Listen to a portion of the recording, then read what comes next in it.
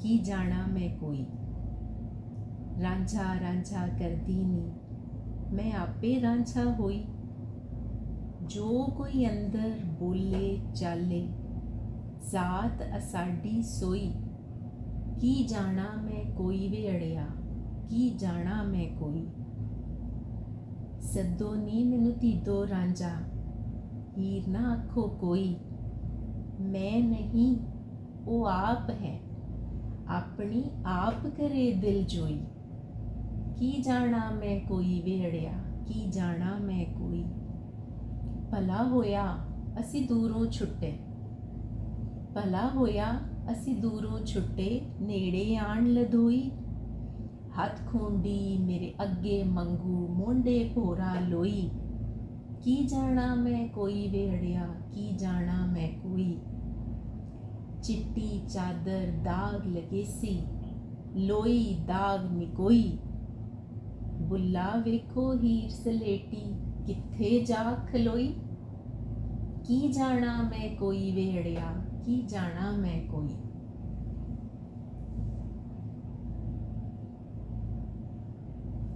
हीर रांझे की कहानी तुहानू सबनों पता है। पहले तो ये पता होना चाहिए क्योंकि जिहड़ी गल हो रही है वो बुल्ले शाह होरां ने सानू हीर राही समझाई है। तो हीर कहानी सानू पता होनी चाहिए है। कोई किसी एक दो नू पता होवे, अगर नहीं पता तो फिर मैं उसकी समरी कर देनी हाँ तो फिर उसके बाद असी काफ़ी है जी वो वाल वापस आवांगे। की ख्याल है? कुछ कुछ पता है कुछ पता है जी। पूरी शायद नहीं पता, तुसी बोलते हो तो बहुत अच्छा है। जी ठीक है। सिंपल कहानी है। रांझा तख्त हज़ारे दे चौधरी का पुत्र है। ਉਹਦੇ 8 ਪੁੱਤਰ ने 2 ਧੀਆਂ ने। जो कहानी वारिस शाह ने की असी ਉਹਦੇ ਵਿੱਚੋਂ ਦੱਸ ਰਹੇ ਹਾਂ। ਦਮੂਦਰ ਦੀ ਲਿਖੀ ਹੀਰ ਦੀ कहानी भी है भी वो थोड़ी जिन्नी फर्क है। सो मौजम चौधरी तख्त हज़ारे का चौधरी है। ਉਹਦੇ 8 ਪੁੱਤਰ ने 2 ਧੀਆਂ ने। ਰਾਂਝਾ सब तो निक्का है और इनू सारे प्यार के नाल धीदो कहते हैं। धीदो मतलब ਧੀਆਂ वर्गा। और बाप फौत हो जाता है।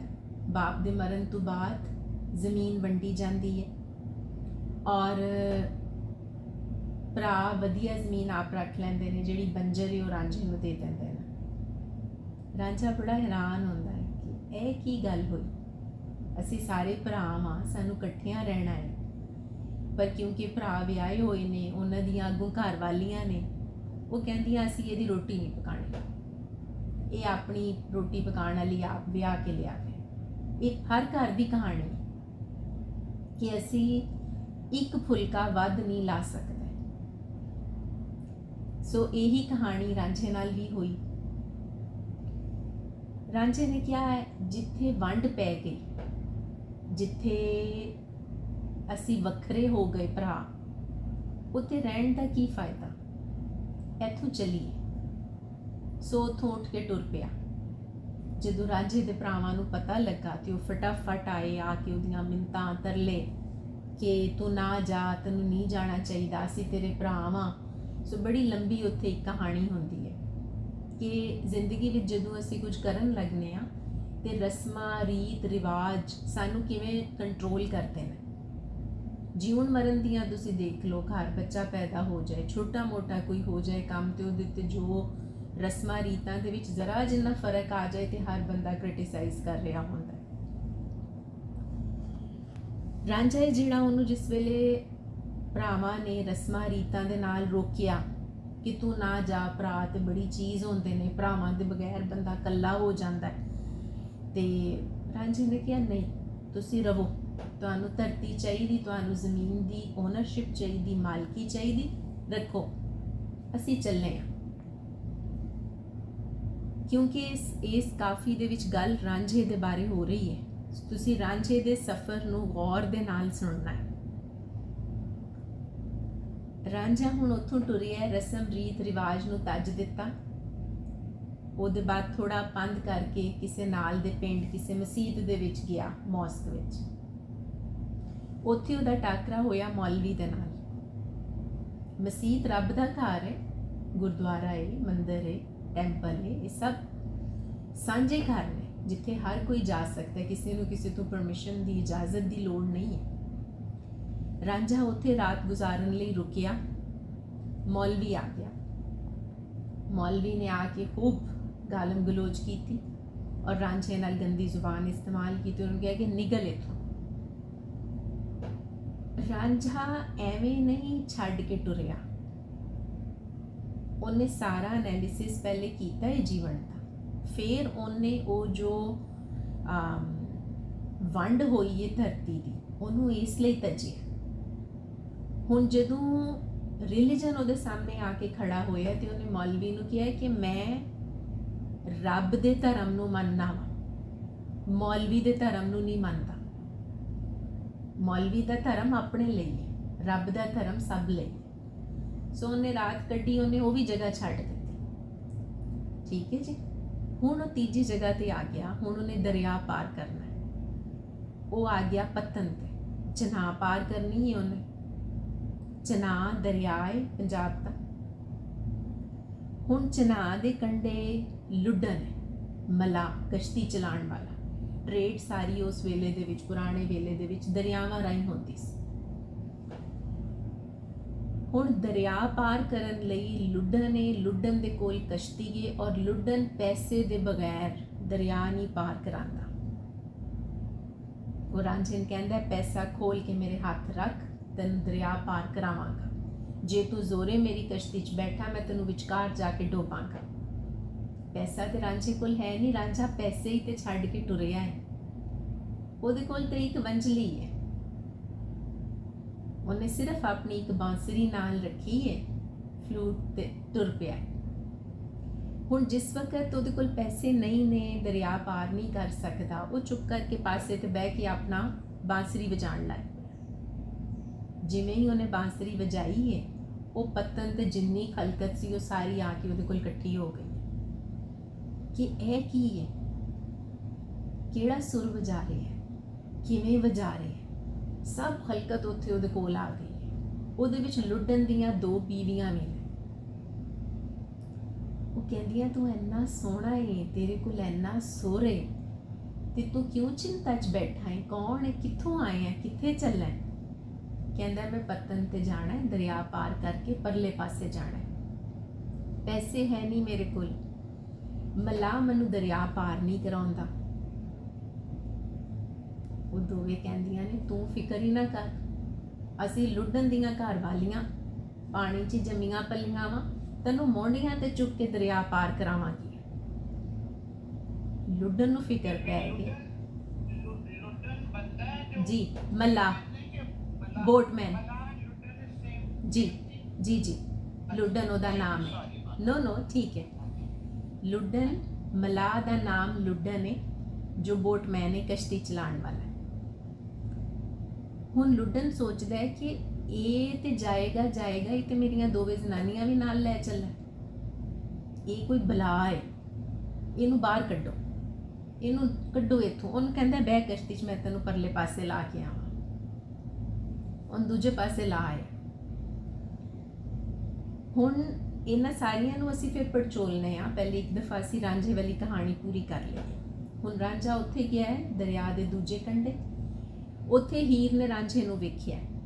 ਹੀਰ ਚੂਚਕ ਦੀ ਧੀ ਹੈ ਔਰ ਚੂਚਕ ਵੀ ਵੱਡਾ ਚੌਧਰੀ ਹੈ ਔਰ ਹੀਰ ਖੂਬਸੂਰਤ ਹੈ, ਸੋਹਣ, ਪੈਸੇ ਦਾ ਹੈ, ਧਨ ਦਾ ਹੈ, ਜ਼ੋਰ ਦਾ ਹੈ ਔਰ ਤਾਕਤ ਦਾ ਹੈ। ਸੋ ਹੀਰ ਕੋਲੋਂ ਸਾਰਾ ਸੋਹਣ ਹੈ ਵੇ।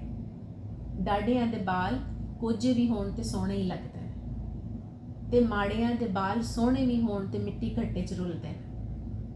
ਸੋ ਹੀਰ ਚੌਧਰੀਆਂ ਦੀ ਧੀ ਹੈ, ਸੋਹਣੀ ਹੈ, ਲੇਕਿਨ ਉਹਨੇ ਜਦੋਂ ਆਪਣੀ ਤੋਂ ਵੱਧ ਕੇ ਸੋਹਣਾ ਵੇਖਿਆ ਤੇ ਉਹ ਪਰੇਸ਼ਾਨ ਹੋ ਗਈ ਕਿ ਇਹ ਕੌਣ ਹੈ। ਰਾਂਝੇ ਦਾ ਸੋਹਣ ਕੋਈ ਉਹਦੇ ਚਿਹਰੇ ਦਾ, ਕੋਈ ਉਹਦੇ ਰੰਗ ਦਾ ਸੋਹਣ ਨਹੀਂ ਹੈ। ਰਾਂਝੇ ਦੀ ਖੂਬਸੂਰਤੀ ਹੈ ਕਿ ਉਹਨੇ ਪਿੱਛੇ ਉਹ ਸਿਸਟਮ ਛੱਡਿਆ ਜਿਹੜਾ ਡਿਵੀਜ਼ਨ ਦੇ ਉੱਪਰ ਖੜਾ ਹੋਇਆ।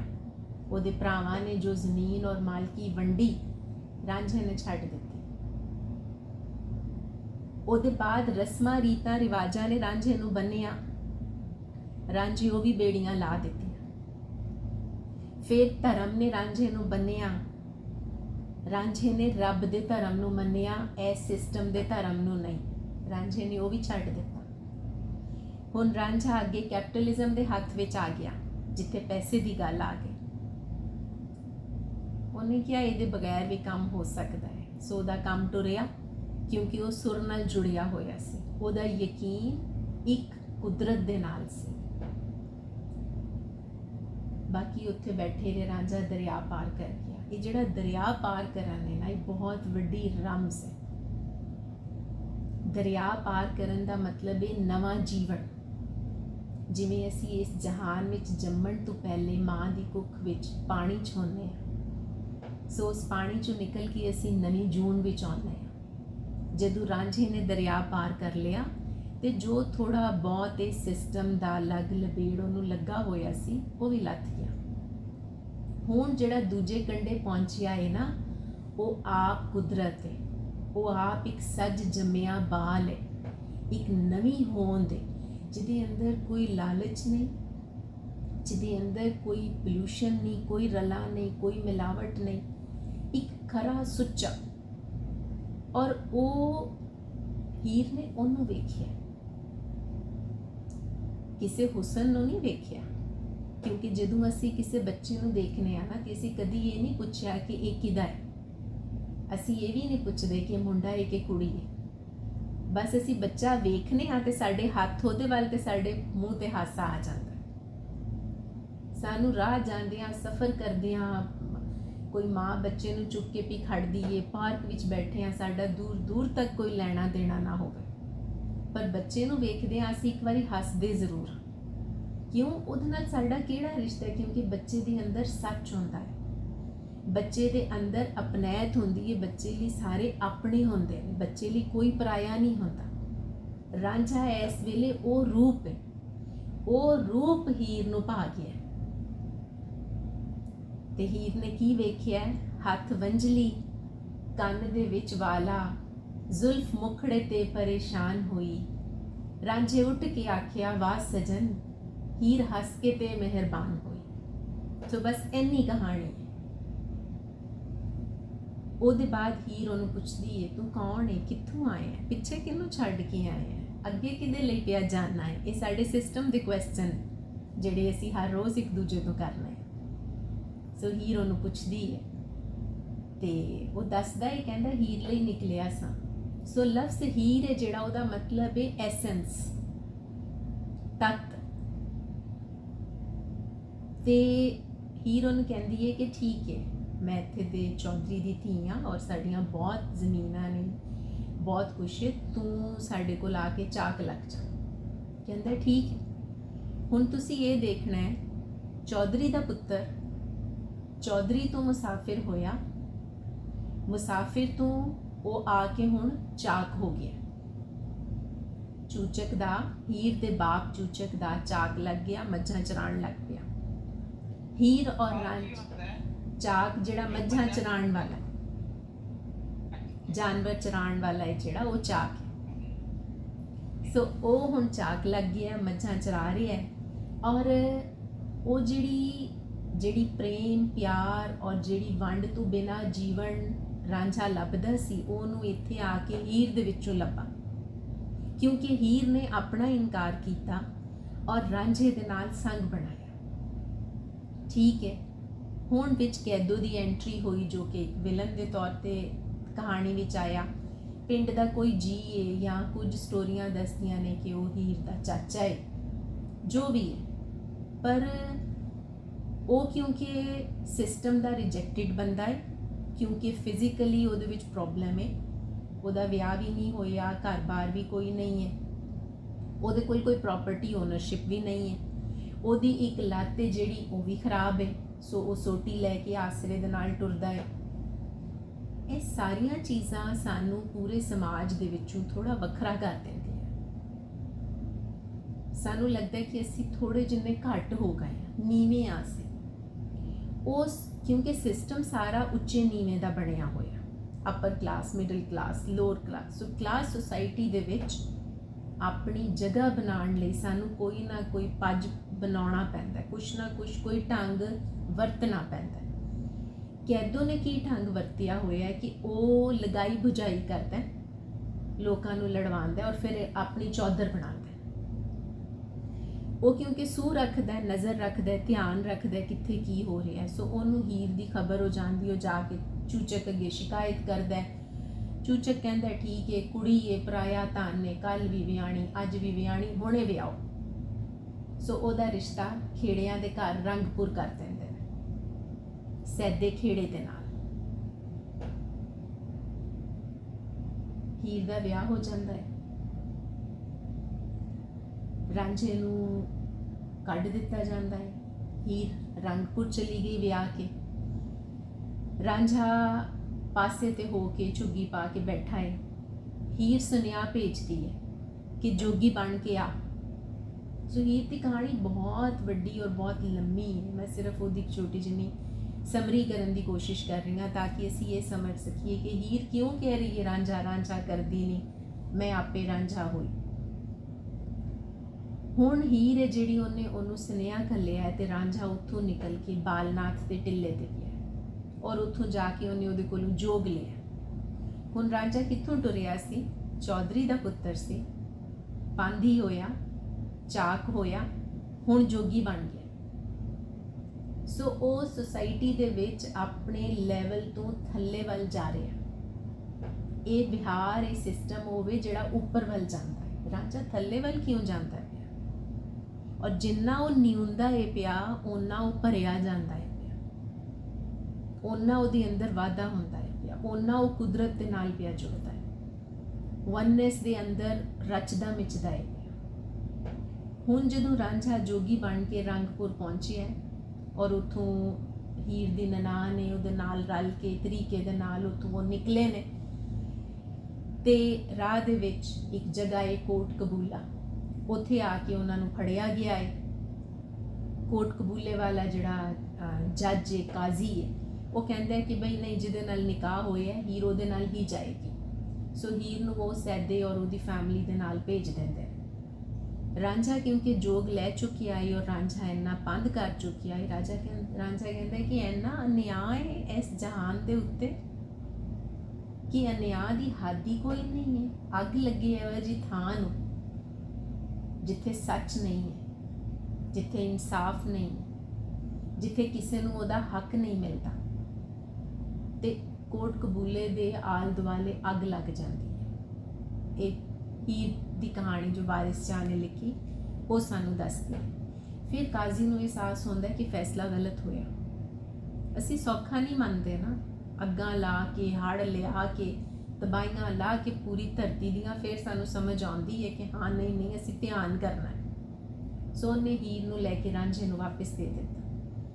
ਰਾਂਝਾ ਹੀਰ ਨੂੰ ਲੈ ਕੇ ਵਾਪਸ ਆਇਆ ਔਰ ਹੀਰ ਨੂੰ ਉਹਦੇ ਪਿੰਡ ਝੰਗ ਸਿਆਲ ਛੱਡਿਆ ਤੇ ਹੀਰ ਉਹਨੂੰ ਕਹਿਣ ਲੱਗੀ ਵੀ ਮੈਨੂੰ ਇੱਥੇ ਨਾ ਛੱਡ।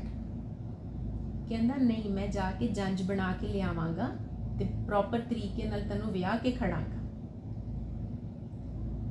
ਹੈ ਸੀ ਉਹਦੀ ਆਪਣੀ ਕੋਈ ਸੋਚ। ਕਿਸ ਤਰ੍ਹਾਂ ਮੁਮਕਿਨ ਹੈ ਕਿ ਜਿਹੜੇ ਸਿਸਟਮ ਨੂੰ ਤੁਸੀਂ ਛੱਡ ਦਿੱਤਾ ਹੈ ਉਹ ਸਿਸਟਮ ਦੁਬਾਰਾ ਤੁਹਾਨੂੰ ਮੰਨ ਲਵੇ। ਹੀਰ ਨੂੰ ਤਖਤ ਹਜ਼ਾਰੇ ਮਾਪਿਆਂ ਦੇ ਘਰ ਛੱਡ ਕੇ, ਝੰਗ ਸਿਆਲ ਮਾਪਿਆਂ ਦੇ ਘਰ ਛੱਡ ਕੇ ਤੇ ਰਾਂਝਾ ਆਪ ਤਖਤ ਹਜ਼ਾਰੇ ਗਿਆ ਜੰਜ ਬਣਾਉਣ। ਪਿੱਛੋਂ ਹੀਰ ਨੂੰ ਜ਼ਹਿਰ ਦਿੱਤਾ ਗਿਆ, ਹੀਰ ਮਰ ਗਈ। ਰਾਂਝੇ ਨੂੰ ਪਤਾ ਲੱਗਾ ਉਹਨੂੰ ਹਾਰਟ ਅਟੈਕ ਹੋਇਆ ਹੋਣਾ, ਉਹ ਵੀ ਮਰ ਗਿਆ। ਕਹਾਣੀ ਖਤਮ ਹੋ ਗਈ। ਬਜ਼ਾਹਿਰ ਕਹਾਣੀ ਖਤਮ ਹੋਈ ਪਰ ਅਸਲ ਕਹਾਣੀ ਟੁਰ ਪਈ ਕਿ ਇਹਨਾਂ ਦੋਨਾਂ ਨੂੰ ਜ਼ਿੰਦਾ ਕਿਉਂ ਨਹੀਂ ਰੱਖਿਆ, ਜਿਉਂਦਾ ਕਿਉਂ ਨਹੀਂ ਰੱਖਿਆ। ਇਸ ਤੋਂ ਪਿੱਛੇ ਜਿਹੜੀ ਕਹਾਣੀ ਦਮੂਦਰ ਨੇ ਲਿਖੀ, ਉਹਨੇ ਦੋਨਾਂ ਨੂੰ ਕੋਟ ਕਬੂਲੇ ਤੋਂ ਕਿਸੇ ਹੋਰ ਪਾਸੇ ਟੋਰ ਦਿੱਤਾ। ਉਹਨੇ ਇਹਨਾਂ ਨੂੰ ਮਾਰਿਆ ਨਹੀਂ, ਪਰ ਵਾਰਿਸ ਸ਼ਾਹ ਦੀ ਕਹਾਣੀ ਦੇ ਵਿੱਚ ਇਹ ਦੋਨਾਂ ਨੂੰ ਮਾਰ ਦਿੱਤਾ, ਦੋਨੋਂ ਮਰ ਗਏ। ਕਹਾਣੀ ਹੈ ਇਸ਼ਕ ਦੀ। ਅਸੀਂ ਇਸ਼ਕ ਨੂੰ ਜ਼ਿੰਦਾ ਨਹੀਂ ਰੱਖ ਸਕਦੇ। ਅਸੀਂ ਇਸ਼ਕ ਨੂੰ, ਪ੍ਰੇਮ ਨੂੰ, ਪਿਆਰ ਨੂੰ ਬਰਦਾਸ਼ਤ ਨਹੀਂ ਕਰ ਸਕਦੇ। ਅਸੀਂ ਉਹਨੂੰ ਇਸ ਜੀਵਨ ਦੇ ਵਿੱਚ ਵੇਖ ਹੀ ਨਹੀਂ ਸਕਦੇ, ਕਿਉਂਕਿ ਇਸ਼ਕ ਬਰਾਬਰੀ ਦੀ ਮੰਗ ਕਰਦਾ ਹੈ। ਪੰਜਾਬੀ ਕਲਾਸੀਕਲ ਰੀਤ ਦੇ ਵਿੱਚ ਜਿੱਥੇ ਵੀ ਇਸ਼ਕ ਦੀ ਗੱਲ ਆਈ ਹੈ, ਬਿਰਹਾ ਦੀ ਆਈ ਹੈ, ਮੁਹੱਬਤ ਦੀ ਆਈ ਹੈ, ਜੋ ਤੋ ਪ੍ਰੇਮ ਖੇਲਨ ਕਾ ਚਾਓ, ਬਿਰਹਾ ਤੂੰ ਸੁਲਤਾਨ, ਉਹ ਸਾਰੀ ਪ੍ਰੇਮ ਦੀ ਗੱਲ ਕੁੱਲ ਖਲਕਤ, ਕੁੱਲ ਜਹਾਨ ਦੇ ਵਿੱਚ ਬਰਾਬਰੀ ਲਿਆਉਣ ਦੀ ਹੈ।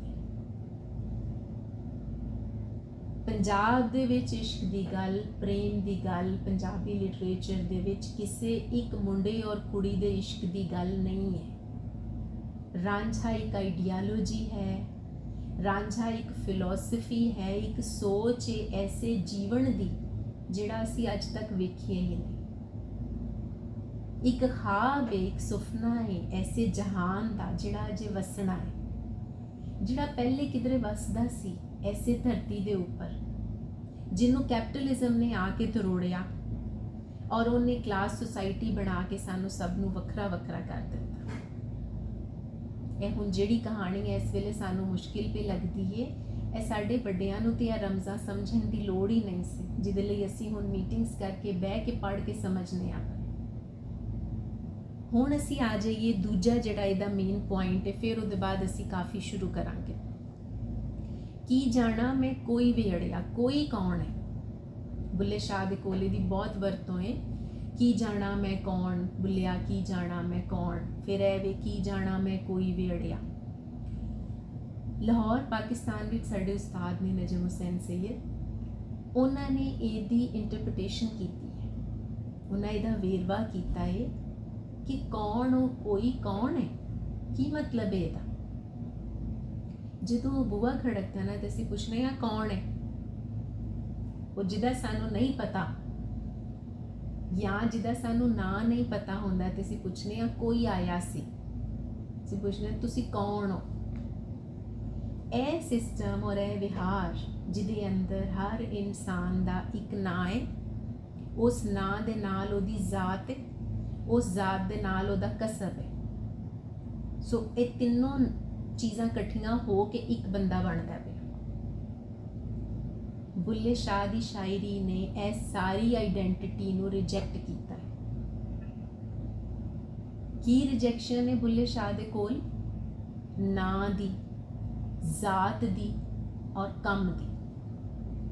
ਅਸੀਂ ਤਿੰਨ ਹਵਾਲਿਆਂ ਨਾਲ ਇੱਕ ਦੂਜੇ ਨੂੰ ਜਾਣਦੇ ਹਾਂ ਨਾ। ਤੁਹਾਡਾ ਨਾਂ ਕੀ ਹੈ, ਤੁਸੀਂ ਕੀ ਕਰਦੇ ਹੋ, ਤੁਹਾਡੀ ਜ਼ਾਤ ਕੀ ਹੈ, ਕਿੱਥੋਂ ਦੇ ਰਹਿਣ ਵਾਲੇ ਹੋ। ਬੁੱਲੇ ਸ਼ਾਹ ਜਦੋਂ ਕਹਿੰਦੇ ਨੇ ਕੀ ਜਾਣਾ ਮੈਂ ਕੋਈ ਵੇੜਿਆ ਜਾਂ ਕੀ ਜਾਣਾ ਮੈਂ ਕੌਣ, ਬੁੱਲਿਆ ਕੀ ਜਾਣਾ ਮੈਂ ਕੌਣ, ਤੇ ਉਹ ਕਹਿੰਦੇ ਨੇ ਜੋ ਨਜਮ ਸਾਹਿਬ ਨੇ ਇਹਦਾ ਵੇਰਵਾ ਕੀਤਾ, ਬੁੱਲੇ ਸ਼ਾਹ ਨੇ ਕੌਣ ਔਰ ਕੋਈ ਨੂੰ ਆਪਣੀ ਪਛਾਣ ਬਣਾਇਆ, ਆਪਣੀ ਆਈਡੈਂਟਿਟੀ ਬਣਾਇਆ, ਆਪਣੇ ਨਾਂ ਨੂੰ, ਆਪਣੀ ਜ਼ਾਤ ਨੂੰ ਔਰ ਆਪਣੇ ਕੰਮ ਨੂੰ ਤੱਜ ਦਿੱਤਾ। ਕਿਉਂਕਿ ਬੁੱਲੇ ਸ਼ਾਹ ਸੈਯਦ ਬਰਾਦਰੀ ਚੋਂ ਸਨ। ਸੈਯਦ ਜ਼ਾਤ ਹੈ ਜਿਹੜੀ ਉਹ ਮੁਸਲਮਾਨਾਂ ਦੇ ਵਿੱਚ ਇੱਕ ਅਪਰ ਜ਼ਾਤ ਸਮਝੀ ਜਾਂਦੀ, ਤੇ ਬੁੱਲੇ ਸ਼ਾਹ ਮੁਰੀਦ ਹੋਏ ਜਿਨ੍ਹਾਂ ਦੇ ਉਹ ਅਰਾਈ ਸਨ। ਅਰਾਈ ਇੱਕ ਜ਼ਾਤ ਹੈ ਜਿਹੜੇ ਕਿ YPG ਦਾ ਕੰਮ ਕਰਦੇ ਨੇ। ਸੋ ਬੁੱਲੇ ਸ਼ਾਹ ਕਹਿੰਦੇ ਨੇ ਕਿ ਜਿਹੜਾ ਸਾਨੂੰ ਸੈਯਦ ਸੱਦੇ ਦੋਜ਼ਖ ਮਿਲਣ ਸਜ਼ਾਈਆਂ, ਜਿਹੜਾ ਸਾਨੂੰ ਅਰਾਈ ਆਖੇ ਭੀਸ਼ਣੀ ਪੀਂਗਾ ਪਾਈਆਂ, ਮੈਨੂੰ ਤੁਸੀਂ ਸੈਯਦ ਨਾ ਆਖੋ, ਮੇਰੀ ਜ਼ਾਤ ਉਹੀ ਹੈ ਜੋ ਮੇਰੇ ਮੁਰਸ਼ਿਦ ਦੀ ਹੈ, ਜੋ ਮੇਰੇ ਉਸਤਾਦ ਦੀ ਹੈ, ਜੋ ਮੇਰੇ ਗੁਰੂ ਦੀ ਹੈ, ਉਹੀ ਮੇਰੀ ਜ਼ਾਤ ਹੈ, ਮੇਰੀ ਕੋਈ ਉਸ ਤੋਂ ਵੱਖਰੀ ਜ਼ਾਤ ਨਹੀਂ ਹੈ। ਇਹ ਜਦੋਂ ਕੋਈ ਦੀ ਗੱਲ ਆ ਜਾਂਦੀ ਹੈ ਤੇ ਉਹ ਲੋਕ ਜਿਨ੍ਹਾਂ ਨੂੰ ਅਸੀਂ ਕੌਣ ਕੋਈ ਕਹਿ ਕੇ ਰਿਜੈਕਟ ਕਰਨਾ ਹੈ, ਬੁੱਲੇ ਸ਼ਾਹ ਨੇ ਆਪਣੇ ਆਪ ਨੂੰ ਕੌਣ ਔਰ ਕੋਈ ਬਣਾ ਕੇ ਉਹਨਾਂ ਸਾਰਿਆਂ ਦੇ ਨਾਲ ਜੋੜ ਕੇ ਉਹਨਾਂ ਨੂੰ ਰਿਸਪੈਕਟ ਦਿੱਤੀ। ਇਹ ਨਜਮ ਸਾਹਿਬ ਨੇ ਇਹਦਾ ਜੋ ਕਨਕਲੂਜਨ ਸਾਡੇ ਅੱਗੇ ਰੱਖਿਆ ਔਰ ਬੜਾ ਸੋਹਣਾ ਸੀ, ਕਿਉਂਕਿ ਅਸੀਂ ਹਮੇਸ਼ਾ ਸੋਚਦੇ ਸਾਂ ਕਿ ਇਹ ਕੀ ਹੈ। ਹੁਣ ਅਸੀਂ ਕਾਫੀ ਵੱਲ ਆ ਜਾਈਏ। ਕੀ ਜਾਣਾ ਮੈਂ ਕੋਈ ਵੀ ਅੜਿਆ। ਹੁਣ ਜਦੋਂ ਹੀਰ ਬੋਲੇਗੀ ਤੇ ਤੁਹਾਨੂੰ ਪਤਾ ਲੱਗੇਗਾ ਕਿ ਹੀਰ ਕਿਉਂ ਕਹਿ ਰਹੀ ਹੈ। ਕੀ ਜਾਣਾ ਮੈਂ ਕੋਈ ਵੇੜਿਆ, ਕੀ ਜਾਣਾ ਮੈਂ ਕੋਈ। ਹੀਰ ਹੁਣ ਚੂਚਕ ਦੀ ਧੀ ਨਹੀਂ ਹੈ। ਹੀਰ ਹੁਣ ਕੋਈ ਜਵਾਨੀ ਦਾ ਨਾਂ ਨਹੀਂ ਹੈ। ਹੀਰ ਖੂਬਸੂਰਤੀ ਦਾ ਨਾਂ ਨਹੀਂ ਰਿਹਾ, ਉਹ ਕੋਈ ਹੋ ਗਈ ਹੈ। ਉਹ ਕੋਈ ਕਿਉਂ ਹੋਈ ਹੈ? ਕਿਉਂਕਿ ਉਹ ਰਾਂਝੇ ਨੂੰ ਮਿਲ ਪਈ ਹੈ। ਰਾਂਝਾ ਸਾਡੇ ਸਭ ਦੇ ਅੰਦਰ ਵਸਦੀ ਉਹ ਤਾਂਘ ਹੈ ਜਿਹੜੀ ਸਾਰਿਆਂ ਦੇ ਅੰਦਰ ਹੈ ਕਿ ਕੋਈ ਜਹਾਨ ਹੋਵੇ ਜਿੱਥੇ ਅਸੀਂ ਸਾਰੇ ਪਿਆਰ ਨਾਲ ਰਹੀਏ, ਜਿੱਥੇ ਕਿਸੇ ਦੀ ਕਿਸੇ ਨਾਲ ਲੜਾਈ ਨਾ ਹੋਵੇ, ਜਿੱਥੇ ਕੋਈ ਗਿਲਾ ਸ਼ਿਕਵਾ ਨਾ ਹੋਵੇ, ਜਿੱਥੇ ਸਾਰੇ ਬਰਾਬਰ ਹੋਣ, ਜਿੱਥੇ ਅਸੀਂ ਕੰਮ ਤੇ ਕਰੀਏ ਪਰ ਕੰਮ ਤੋਂ ਬਾਅਦ ਅਸੀਂ ਰਲ ਕੇ ਬਵੀਏ ਵੀ। ਹੁਣ ਅਸੀਂ ਆਪਣੇ ਨੇੜੇ ਦੇ ਲੋਕਾਂ ਦੇ ਨਾਲ ਬਹਿਣ ਲਈ ਤਰਸ ਜਾਂਦੇ ਹਾਂ ਕਿਉਂਕਿ ਉਹਨਾਂ ਨਾਲ ਜ਼ਿਹਨੀ ਸਾਂਝ ਨਹੀਂ ਹੈ, ਔਰ ਜਿਹੜੇ ਦੂਰ ਦੂਰ ਬੈਠੇ ਨੇ ਉਹਨਾਂ ਨਾਲ ਅਸੀਂ ਜ਼ੂਮ ਮੀਟਿੰਗਸ, ਗੂਗਲ ਮੀਟ ਕਰਕੇ ਮਿਲ ਰਹੇ ਹੁੰਦੇ ਹਾਂ। ਜੇ ਸਾਡੇ ਨੇੜੇ ਹੀ ਸਾਨੂੰ ਮਿਲਣ ਵਾਲੇ ਮਿਲ ਜਾਣ ਤੇ ਦੂਰ ਜਾਣ ਦੀ ਕੀ ਲੋੜ ਹੈ। ਕੀ ਜਾਣਾ ਮੈਂ ਕੋਈ ਵੇੜਿਆ, ਕੀ ਜਾਣਾ ਮੈਂ ਕੋਈ, ਰਾਂਝਾ ਰਾਂਝਾ ਕਰਦੀ ਨੀ ਮੈਂ ਆਪੇ ਰਾਂਝਾ ਹੋਈ। ਕਿਉਂ ਉਹ ਰਾਂਝਾ ਰਾਂਝਾ ਕਰਦੀ ਆਪੇ ਰਾਂਝਾ ਹੋਈ? ਕਿਉਂਕਿ ਉਹਨੇ ਆਪਣੀ ਮੈਂ ਦਾ ਇਨਕਾਰ ਕੀਤਾ, ਆਪਣੀ ਈਗੋ ਚੋਂ ਬਾਹਰ ਆ ਗਈ। ਹੀਰ ਉਹ ਜੋ ਕਿਸੇ ਦੀ ਮੰਨਦੀ ਸੁਣਦੀ ਨਹੀਂ ਸੀ, ਜਿਹਦਾ ਜੋ ਦਿਲ ਕਰਦਾ ਸੀ ਕਰਦੀ ਸੀ, ਉਹ ਆ ਕੇ ਰਾਂਝੇ ਅੱਗੇ ਨਿਉ ਗਈ। ਉਹ ਆਪਣਾ ਨਾਂ ਭੁੱਲ ਗਈ, ਆਪਣਾ ਆਪ ਭੁੱਲ ਗਈ। ਇਸ਼ਕ ਹੋਵੇ ਜਿਹੜਾ ਸਾਨੂੰ ਸਾਡਾ ਅਸਲ ਭੁਲਾ ਦੇਵੇ, ਉਹ ਸਾਡੀ ਹਸਤੀ ਭੁਲਾ ਦੇਵੇ ਜਿਹੜੀ ਇਹ ਸਿਸਟਮ ਨੇ ਸਾਨੂੰ ਦਿੱਤੀ ਹੋਈ ਹੈ, ਤਾਂ ਇਸ਼ਕ। ਸੱਦੋ ਨੀ ਮੈਨੂੰ ਧੀਦੋ ਰਾਂਝਾ, ਹੀਰ ਨਾ ਆਖੋ ਕੋਈ। ਉਹ ਆਪਣੇ ਆਪ ਨੂੰ ਬੁਲਾਣਾ ਹੀ ਰਾਂਝਾ ਚਾਹੁੰਦੀ ਹੈ। ਔਰ ਰਾਂਝਾ ਰਾਂਝਾ ਮੈਂ ਇੰਨਾ ਕੀਤਾ ਕਿ ਮੈਂ ਆਪ ਹੀ ਰਾਂਝਾ ਹੋ ਗਈ, ਮੈਂ ਹੀਰ ਰਹੀ ਨਹੀਂ। ਇਹ ਕਿਹੜਾ ਲੈਵਲ ਹੈ, ਕਿਹੜਾ ਦਰਜਾ ਹੈ ਜਿੱਥੇ ਜਾ ਕੇ ਸਾਨੂੰ ਇਹ ਸੁਰਤ ਮਤ ਨਾ ਰਵੇ ਕਿ ਮੈਂ ਆਪ ਕੌਣ ਹਾਂ, ਜਿੱਥੇ ਮੈਂ ਨਾ ਹੀ ਸਭ ਤੂੰ ਹੋਵੇ। ਜੋ ਕੋਈ ਅੰਦਰ ਬੋਲੇ ਚਾਲੇ ਜ਼ਾਤ ਸਾਡੀ ਸੋਈ। ਉਹਨੇ ਪਹਿਲੇ ਆਪਣਾ ਨਾਂ ਤਜਿਆ, ਰਾਂਝਾ ਰਾਂਝਾ ਕਰਦੀ ਨਹੀਂ ਮੈਂ ਆਪੇ ਰਾਂਝਾ ਹੋਈ। ਮੈਂ ਰਾਂਝਾ ਹੀ ਹੋ ਗਈ ਹਾਂ। ਕਿਸ ਤਰ੍ਹਾਂ? ਜੋ ਕੋਈ ਅੰਦਰ ਬੋਲੇ ਚਾਲੇ, ਜਿਹੜਾ ਮੇਰੇ ਅੰਦਰ ਬੋਲਦਾ ਹੈ ਔਰ ਜਿਹਦਾ ਦੱਸਿਆ ਮੈਂ ਕਰਨੀ ਆ ਪਈ। ਬੋਲ ਚਾਲ ਹੁੰਦੀ ਹੈ ਬੰਦੇ ਦਾ ਜੀਵਨ 'ਚ ਵਰਤਾਰਾ। ਜ਼ਾਤ ਸਾਡੀ ਸੋਈ, ਮੇਰੀ ਜ਼ਾਤ ਉਹੀ ਹੈ। ਮੈਨੂੰ ਤੁਸੀਂ ਹੀਰ ਸਿਆਲ ਨਾ ਆਖੋ, ਹੀਰ ਦੀ ਜ਼ਾਤ ਸਿਆਲ ਸੀ, ਮੈਨੂੰ ਸਿਆਲ ਨਾ ਆਖੋ। ਮੇਰੀ ਜ਼ਾਤ ਉਹ ਵੇ ਜੋ ਮੇਰੇ ਅੰਦਰ ਬੋਲਦਾ ਚਾਲਦਾ ਹੈ। ਕੌਣ ਸਾਡੇ ਸਭ ਦੇ ਅੰਦਰ ਬੋਲਦਾ ਚਾਲਦਾ ਹੈ? ਕੋਈ ਹੈ। ਉਹਦੀ ਜ਼ਾਤ ਹੈ ਕੋਈ? ਅਜੂਨੀ ਹੈ, ਨਿਰਭਉ ਨਿਰਵੈਰ ਹੈ, ਅਕਾਲ ਪੁਰਖ ਹੈ। ਉਹਦੀ ਤੇ ਜ਼ਾਤ ਹੀ ਕੋਈ ਨਹੀਂ ਹੈ। ਜ਼ਾਤਾਂ ਤੇ ਅਸੀਂ ਬਣਾਈਆਂ ਨੇ, ਜੂਣਾ ਅਸੀਂ ਬਣਾਈਆਂ ਨੇ। ਇਹ ਡਰ, ਵੈਰ, ਖੌਫ, ਲੜਾਈਆਂ ਅਸੀਂ ਬਣਾਈਆਂ ਨੇ ਸਾਡੇ ਅੰਦਰ। ਜਦੋਂ ਮੈਂ ਆ ਜਾਂਦੀ ਹੈ, ਇਸ਼ਕ ਉੱਥੋਂ ਟੁੱਟ ਜਾਂਦਾ ਹੈ। ਜੋ ਕੋਈ ਅੰਦਰ ਬੋਲੇ ਚਾਲੇ ਜ਼ਾਤ ਸਾਡੀ ਸੋਈ। ਹੀਰ ਬੋਲਦੀ ਹੈ ਪਈ, ਬੁੱਲੇ ਸ਼ਾਹ ਦੀ ਕਾਫੀ ਹੀਰ ਦੇ ਮੂੰਹੋਂ ਹੈ। ਹੀਰ ਵੀ ਕਹਿੰਦੀ ਹੈ ਕਿ ਮੈਂ ਹੁਣ ਰਾਂਝਾ ਵਾਂ, ਕਿਉਂਕਿ ਜੋ ਮੇਰੇ ਅੰਦਰ ਬੋਲਦਾ ਚੱਲਦਾ ਹੈ। ਕਿਉਂਕਿ ਰਾਂਝਾ ਆਈਡੀਆਲੋਜੀ ਬਣ ਕੇ ਉਹਦੇ ਅੰਦਰ ਲੱਥ ਗਿਆ, ਉਹਦੀ ਸੋਚ ਬਣ ਗਿਆ। ਔਰ ਰਾਂਝਾ ਕਿਸ ਚੀਜ਼ ਦੀ ਆਈਡੀਆਲੋਜੀ ਹੈ? ਬਰਾਬਰੀ ਦੀ, ਸਾਂਝ ਦੀ। ਡੁਐਲਿਟੀ ਨਹੀਂ ਹੋਣੀ ਚਾਹੀਦੀ, ਵੰਡ ਵਿਤਕਰਾ ਨਹੀਂ ਹੋਣਾ ਚਾਹੀਦਾ, ਧਰਤੀ ਦੀ ਵੰਡ ਨਹੀਂ ਹੋਣੀ ਚਾਹੀਦੀ। ਰਾਂਝਾ ਧਰਤੀ ਦੀ ਵੰਡ ਦੇ ਖਿਲਾਫ ਹੈ।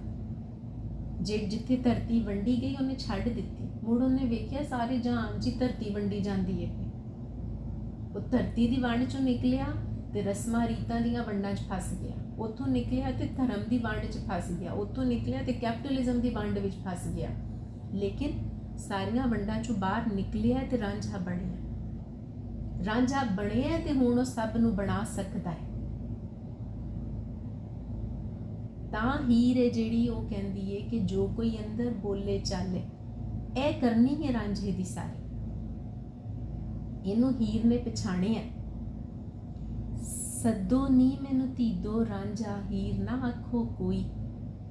ਇਹ ਹੋ ਸਕਦਾ ਹੈ ਕਿ ਅਸੀਂ ਇੱਥੇ ਬੈਠੇ ਹਾਂ, ਅਸੀਂ ਕਵੀਏ ਕਿਸੇ ਦਾ ਨਾਂ ਕਿਸੇ ਹੋਰ ਤਰ੍ਹਾਂ ਲਈਏ ਤੇ ਅਸੀਂ ਕਿ ਫਲਾਣਾ ਬੰਦਾ ਬੋਲਦਾ ਹੀ ਨਹੀਂ ਪਿਆ। ਲੈ ਅਸੀਂ ਤੇ ਕਹੀ ਜਾ ਰਹੇ ਹਾਂ। ਹੁਣ ਤੁਸੀਂ ਕਿਸੇ ਦਾ ਨਾਂ ਲੈ ਕੇ ਕਿਸੇ ਦੂਜੇ ਨੂੰ ਬੁਲਾਓਗੇ ਤੇ ਨਹੀਂ ਬੋਲੇਗਾ। ਕਿਉਂ? ਕਿਉਂਕਿ ਅਸੀਂ ਆਪਣੇ ਨਾਂ ਦੇ ਇਲਾਵਾ ਬੋਲਦੇ ਹੀ ਨਹੀਂ। ਹੀਰ ਕਹਿੰਦੀ ਮੇਰਾ ਨਾਂ ਹੀ ਹੈ ਨਹੀਂ, ਸੱਦੋ ਨਹੀਂ ਮੈਨੂੰ ਧੀਦੋ ਰਾਂਝਾ। ਹੀਰ ਨਾ ਆਖੋ ਮੇਰਾ ਨਾਂ ਨਹੀਂ ਲੈਣਾ ਕਿਸੇ ਨੇ, ਕਿਉਂਕਿ ਮੇਰਾ ਨਾਂ ਹੈ ਹੀ ਨਹੀਂ। ਕਿਉਂਕਿ ਨਾਂ ਪਹਿਲੀ ਪਛਾਣ ਹੈ ਜਿਹੜੀ ਅਸੀਂ ਬੱਚੇ ਨੂੰ ਇਸ ਜਹਾਨ ਵਿੱਚ ਆਉਣ ਤੇ ਦਿੰਦੇ ਹਾਂ। ਉਹਦੀ ਪਹਿਲੀ ਆਈਡੈਂਟੀਟੀ ਅਸੀਂ ਉਹਦੇ ਨਾਂ ਤੋਂ ਬਣਾਉਂਦੇ ਹਾਂ। ਜੰਮਦਿਆਂ ਸਾਰ ਅਸੀਂ ਉਹਦਾ ਨਾਂ ਰੱਖਦੇ ਹਾਂ, ਇੰਨਾ ਉਹਦਾ ਨਾਂ ਬੁਲਾਉਂਦੇ ਹਾਂ ਕਿ ਉਹਦੇ ਬਾਅਦ ਉਹਨੂੰ ਪੱਕਾ ਹੋ ਜਾਂਦਾ ਕਿ ਇਸ ਨਾਂ ਦੇ ਬਿਨਾਂ ਮੈਂ ਕੁਛ ਨਹੀਂ ਹਾਂ। ਕੀ ਜਾਣਾ ਮੈਂ ਕੋਈ ਵੇੜਿਆ, ਕੀ ਜਾਣਾ ਮੈਂ ਕੋਈ, ਸੱਦੋ ਨੀ ਮੈਨੂੰ ਧੀਦੋ ਰਾਂਝਾ। ਹੀਰ ਨਾ ਆਖੋ ਕੋਈ ਮੈਂ ਨਹੀਂ। ਹੁਣੇ ਤੁਸੀਂ ਇਨਕਾਰ ਕਰਨ ਦਾ ਤਰੀਕਾ ਦੇਖੋ। ਮੈਂ ਨਹੀਂ ਕਿ ਮੇਰੀ ਮੈਂ ਕੋਈ ਨਹੀਂ ਹੈ, ਮੇਰੇ ਅੰਦਰ ਕੋਈ ਹਉਮੈ ਨਹੀਂ ਹੈ, ਮੈਂ ਹਾਂ ਹੀ ਨਹੀਂ। ਮੈਂ ਨਹੀਂ ਉਹ ਆਪ ਹੈ, ਰਾਂਝਾ ਆਪ ਹੈ, ਆਪਣੀ ਆਪ ਕਰੇ ਦਿਲ ਜੋਈ। ਉਹਨੂੰ ਜੋ ਚੰਗਾ ਲੱਗਦਾ ਮੇਰੇ ਕੋਲੋਂ ਆਪੇ ਕਰਾ ਲੈ, ਮੈਂ ਤੇ ਹੈ ਹੀ ਨਹੀਂ। ਜਦੋਂ ਮੈਂ ਰਹੀ ਹੀ ਨਹੀਂ ਤੇ ਫਿਰ ਮੈਨੂੰ ਕੀ ਪਤਾ ਕਿ ਮੈਂ ਕੀ ਕਰਨਾ ਹੈ। ਜਦੋਂ ਤੱਕ ਮੈਂ ਹੁੰਦੀ ਉਦੋਂ ਤੱਕ ਸਾਨੂੰ ਪਤਾ ਹੁੰਦਾ ਹੈ ਕਿ ਮੈਂ ਖਾਣਾ ਹੈ, ਮੈਂ ਪੀਣਾ ਹੈ, ਮੈਂ ਕੰਮ ਤੇ ਜਾਣਾ ਹੈ। ਜਦੋਂ ਮੈਂ ਨਹੀਂ ਰਹੀ ਤੇ ਹੁਣ ਉਹ ਜਾਣੇ, ਉਹ ਟੋਟੈਲਿਟੀ ਜਾਣੇ, ਉਹ ਕੁੱਲ ਕੁਦਰਤ ਜਾਣੇ, ਉਹ ਇਕਾਈ ਜਾਣੇ ਜਿਹੜੀ ਹਰ ਸ਼ੈ ਦੇ ਅੰਦਰ ਇਸ ਜਹਾਨ ਵਿੱਚ ਵੀ ਵਸਦੀ ਹੈ ਕਿ ਮੈਂ ਕੀ ਕਰਨਾ ਹੈ ਔਰ ਮੇਰਾ ਇਸ ਜਹਾਨ ਦੇ ਵਿੱਚ ਕੰਮ ਕੀ ਹੈ। ਫਿਰ ਕੰਮ ਦੀ ਕੋਈ ਨਵੀਂ ਸ਼ਕਲ ਸਮਝ ਆਵੇਗੀ ਸਾਨੂੰ। ਮੈਂ ਨਹੀਂ ਉਹ ਆਪ ਹੈ, ਆਪਣੀ ਆਪ ਕਰੇ ਦਿਲ ਜੋਈ। ਦਿਲ ਜੋਈ ਕਰਨਾ ਹੁੰਦਾ ਹੈ ਕਿ ਕਿਸੇ ਨੂੰ ਰਾਜ਼ੀ ਕਰਨਾ, ਕਿਸੇ ਨੂੰ ਖੁਸ਼ ਕਰਨਾ, ਕਿਸੇ ਨੂੰ ਇਕੱਲਿਆਂ ਨਾ ਰਹਿਣ ਦੇਣਾ। ਭਲਾ ਹੋਇਆ ਅਸੀਂ ਦੂਰੋਂ ਛੁੱਟੇ, ਨੇੜੇ ਆਣ ਲਧੋਈ। ਕਿ ਚੰਗਾ ਹੋ ਗਿਆ, ਸਾਨੂੰ ਦੂਰ ਨਹੀਂ ਜਾਣਾ ਪਿਆ, ਸਾਨੂੰ ਨੇੜਿਓਂ ਹੀ ਸਾਰਾ ਕੁਝ ਲੱਭ ਗਿਆ। ਲੱਧਣਾ ਲੱਭਣਾ, ਕੁਝ ਮਿਲ ਜਾਣਾ, ਕਿ ਮੈਨੂੰ ਕੋਈ ਲੰਮਾ ਪੰਧ ਨਹੀਂ ਕਰਨਾ ਪਿਆ। ਰਾਂਝੇ ਨੇ ਪੰਧ ਕੀਤਾ, ਰਾਂਝੇ ਨੇ ਬਹੁਤ ਲੰਮਾ ਸਫ਼ਰ ਕੀਤਾ ਤਾਂ ਉਹ ਹੀਰ ਤੱਕ ਪਹੁੰਚੇ। ਹੀਰ ਉੱਥੇ ਹੀ ਬੈਠੀ ਹੈ ਤੇ ਉਹਨੂੰ ਰਾਂਝਾ ਮਿਲਿਆ। ਉਹਦੇ ਬਾਅਦ ਹੀਰ ਦਾ ਸਫ਼ਰ ਸ਼ੁਰੂ ਹੋਇਆ। ਹੀਰ ਦਾ ਵਿਆਹ ਹੋ ਕੇ ਹੁਣ ਹੀਰ ਨੇ ਜਾ ਕੇ ਔਕੜਾਂ ਵੇਖਣੀਆਂ ਸਨ। ਹੀਰ ਦੀ ਟੁੱਟ ਭੱਜ ਹੋਣੀ ਸੀ, ਹੀਰ ਨੇ ਮੁੜ ਕੇ ਨਵਾਂ ਬਣਨਾ ਸੀ, ਤਾਂ ਕਹਾਣੀ ਪੂਰੀ ਹੋਣੀ ਸੀ। ਕਹਿੰਦੀ ਭਲਾ ਹੋਇਆ ਅਸੀਂ ਦੂਰੋਂ ਛੁੱਟੇ, ਨੇੜੇ ਆਣ ਲਧੋਈ। ਕਿਸ ਤਰ੍ਹਾਂ? ਹੱਥ ਖੂੰਡੀ, ਹੱਥ ਦੇ ਵਿੱਚ ਮੇਰੇ ਸੋਟੀ ਏ, ਖੂੰਡੀ ਏ। ਮੇਰੇ ਅੱਗੇ ਮੰਗੂ ਜਾਨਵਰ ਨੇ ਜਿਹੜੇ ਅਸੀਂ ਚਰਾਉਂਦੇ ਹਾਂ, ਮੱਝਾਂ, ਗਾਵਾਂ, ਭੇਡਾਂ, ਬੱਕਰੀਆਂ। ਮੋਢੇ ਭੋਰਾ ਲੋਈ, ਮੇਰੇ ਮੋਢੇ ਦੇ ਉੱਤੇ, ਸ਼ੋਲਡਰ ਦੇ ਉੱਤੇ ਲੋਈ ਹੈ। ਲੋਈ ਚਾਦਰ, ਕੰਬਲ ਜਿਹੜਾ ਇਹ ਚਰਵਾਹੇ ਆਪਣੇ ਮੋਢੇ ਤੇ ਰੱਖਦੇ ਨੇ, ਜਿੱਥੇ ਲੋੜ ਪਈ ਥੱਲੇ ਰੱਖ ਕੇ ਉੱਤੇ ਬਹਿ ਗਏ, ਕਿਤੇ ਮੌਸਮ ਬਦਲਿਆ ਤੇ ਉੱਤੇ ਲਪੇਟ ਲਿਆ, ਉਹ ਲੋਈ ਹੈ। ਹੁਣ ਹੈ ਉਹਦੇ ਕੋਲ ਕੀ ਹੈ? ਇਹ ਰਾਂਝੇ ਦੀ ਸ਼ਕਲ ਹੈ, ਇਹ ਰਾਂਝੇ ਦਾ ਕੰਮ ਹੈ ਜਿਹੜਾ ਹੀਰ ਸਾਨੂੰ ਦਿਖਾ ਰਹੀ ਹੈ। ਹੱਥ ਖੂੰਡੀ ਮੇਰੇ ਅੱਗੇ ਮੰਗੂ, ਮੋਢੇ ਭੋਰਾ ਲੋਈ। ਇਹ ਰਾਂਝਾ ਸੀ ਕਿਉਂਕਿ ਉਹ ਮੰਗੂ ਚਰਾਉਂਦਾ ਸੀ, ਜਨੌਰ ਲੈ ਕੇ ਜਾਂਦਾ ਸੀ ਤੇ ਉਹ ਹੱਥ ਵਿੱਚ ਉਹ ਲੱਕੜ, ਕੋਈ ਖੂੰਡੀ, ਕੋਈ ਚੀਜ਼ ਰੱਖਦੇ ਨੇ ਤਾਂ ਕਿ ਕਿਸੇ ਜਾਨਵਰ ਦੇ ਹਮਲੇ ਤੋਂ ਆਪਣੇ ਮਾਲ ਡੰਗਰ ਨੂੰ ਬਚਾ ਸਕਣ। ਪਰ ਮਾਲ ਡੰਗਰ ਨੂੰ ਚਰਾਉਣਾ ਸੌਖਾ ਕੰਮ ਨਹੀਂ ਹੈ। ਉਹਨਾਂ ਦੇ ਨਾਲ ਆਪਣਾ ਰਿਸ਼ਤਾ ਬਣਾਉਣਾ ਪੈਂਦਾ ਹੈ। ਇਹ ਸਿਸਟਮ ਜਿਹਦੇ ਵਿੱਚ ਅਸੀਂ ਇਨਸਾਨ, ਜਿਨ੍ਹਾਂ ਦੇ ਨਾਲ ਸਾਡੀ ਬੋਲੀ ਇੱਕ ਹੈ, ਜਿਨ੍ਹਾਂ ਦੇ ਨਾਲ ਸਾਡੀ ਵਾਹ ਵਰਤਣ ਹੈ, ਜਿਨ੍ਹਾਂ ਦੇ ਨਾਲ ਸਾਡੇ ਕੰਮ ਕਾਜ ਨੇ, ਅਸੀਂ ਉੱਥੇ ਦੋ ਜੀਆਂ ਨੂੰ ਇਕੱਠਾ ਨਹੀਂ ਕਰ ਸਕਦੇ। ਤੇ ਉਹ ਸਾਰੇ ਜਾਨਵਰ ਜਿਨ੍ਹਾਂ ਦੀ ਬੋਲੀ ਵੱਖਰੀ ਵੱਖਰੀ ਹੈ, ਜਿਨ੍ਹਾਂ ਦੀ ਜੂਨ ਵੱਖੋ ਵੱਖ ਹੈ, ਉਹਨਾਂ ਨੂੰ ਇੱਕੋ ਖੂੰਡੀ ਲੈ ਕੇ ਅੱਗੇ ਲਾ ਕੇ ਟੋਰੀ ਆਉਣਾ। ਕਈ ਵਾਰੀ ਚਰਾਉਣ ਵਾਲਾ ਅੱਗੇ ਟੁਰਦਾ ਹੁੰਦਾ, ਪਿੱਛੇ ਸਾਰੇ ਲਾਈਨ ਬਣਾ ਕੇ ਟੁਰੀ ਆਉਂਦੇ ਨੇ। ਕਈ ਵਾਰੀ ਪਸ਼ੂ ਅੱਗੇ ਟੁਰਦੇ ਹੁੰਦੇ ਨੇ, ਚਰਾਉਣ ਵਾਲਾ ਪਿੱਛੇ ਟੁਰ ਰਿਹਾ ਹੁੰਦਾ। ਸੌਖਾ ਕੰਮ ਨਹੀਂ ਹੈ। ਉਹਨੇ ਕਿਸ ਤਰ੍ਹਾਂ ਉਹਨਾਂ ਦੇ ਨਾਲ ਆਪਣੀ ਬੋਲੀ ਇੱਕ ਕੀਤੀ ਹੈ और जदों हीर और रांझे के बारे शिकायत पहुंची चूचक नूं ते चूचक ने चौधरी बन के जो सब तो पहला फैसला किया, उन्हें कहा कि ये कोलों अपने जानवर वापस ले लो, इनू कढ़ दिओ। उन्होंने कढ़ दिता रांझे नूं। रांझे ने कहा ठीक है, पर वो जिहड़े इन्ने जनौर हिल गए ने रांझे दे नाल चरना, वो हुण किसी दे बगैर चरदे नहीं। हुण वो चूचक लई ते उहदे घर वालियां लई वखत बन गया, मुश्किल बन गई कि की करिए। सो हुण हीर दी माँ जिहड़ी मालकी है वो विच लथदी है ते वो कहंदी है कहानी दे आके कि चल कोई नहीं, मज्झां रांझे दे बगैर नहीं चरदियां, सब्बा टहल टकोर करा लईए, ब्याह तीक तां मझी चरा लईए। देखो तुसी कि साडी की किहड़े सिस्टम च पे असीं रहने आ जिहदे विच असीं एक झूठी इज्जत और झूठे कानून बना के बैठे हों। रांझे नूं कढने आ ते मੱਝਾਂ चरदियां नहीं, हीर दा विआह असीं किधरे होर करने आ ते माँ कह रही है कोई गल नहीं, जिते इन्ने दिन रांझे दे नाल फिरीए 4 दिन होर सही, मੱਝਾਂ चरा लो। क्योंकि वो पशु रांझे नूं छड्डदे नहीं हन। की है रांझे दे विच कि जिथे जांदा है उत्थे सारे उहदे हो जांदे ने। जदों वो तख्त हजारे सी ते उदों उहदियां भरजाइयां नूं की गिला सी कि साडे नाल बवे उठे, पर रांझे नूं पता है कि हद और हदूद कित्थे वे। ते वो कहंदियां सन कि सारे लोग ने जिहड़े वो डिगदे ने तेरे ते, रन्ना डिगदियां वेख के छैल मुंडा जिवें शहद विच मक्खियां फसदियां ने। ओहदियां भरजाइयां ताने मेने देंदियां ने पियां रांझे नूं कि तू इन्ना सोहना है, तैनूं वेख के ते कुड़ियां जांदियां पईयां, मक्खियां तेरे विच फसदियां ने। की है रांझे दे विच जिस विचों खौफ है, जदों मौलवी ने उन्होंने मसीत विचों कढ़िया है। लुढ़न जिहड़ा पैसे दे बगैर गल नहीं करदा, उन्होंने की खौफ महसूस होया रांझे दे विचों जिहड़ा उन्होंने पार ला है। वो किहड़ी बला है रांझा, वो प्रेम है। सब तो वड्डी ताकत इस जहान विच प्रेम दी है। वो सारे मंगू ने जिहड़े वो प्रेम दे विच बज्जे होए ने रांझे दे। क्यों? क्योंकि रांझा आप प्रेम दे विच है। ते रांझे दा प्रेम कोई ये नहीं है कि बैठिया बैठिया उन्हें आई लव यू किया ते यू लव मी किया ते चलो जी प्रेम हो गया। रांझे ने बंद कीता है, रांझे ने अपने अंदर नूं साफ कीता है। असीं कोई मैला कपड़ा मशीन च पाने आ ना ते उहदे ते लिखिया है कि डेलीकेट लई कितना टाइम है, नॉर्मल लई कितना है, हैवी ड्यूटी लई कितना है, वाइट्स लई कितना है। ते असीं बाकी सारे कामां नूं असीं टाइम दे लैंदे आ, पर प्रेम लई असीं कहने आ वो तो है ही है। सुथरी शै गंदी थां ते नहीं रहिंदी। सुथरे ने, साफ ने, पाक थां ते रहना है। सो पहले असीं अपनी ये देह पवित्र करनी है, अपने आप नूं पाक करना है, साफ करना है, फिर ही इत्थे प्रेम रह सकता है। प्रेम ते साडे नाल ही जम्मिया है, साडे अंदर ही है, साडे जम्मण दे नाल ही है।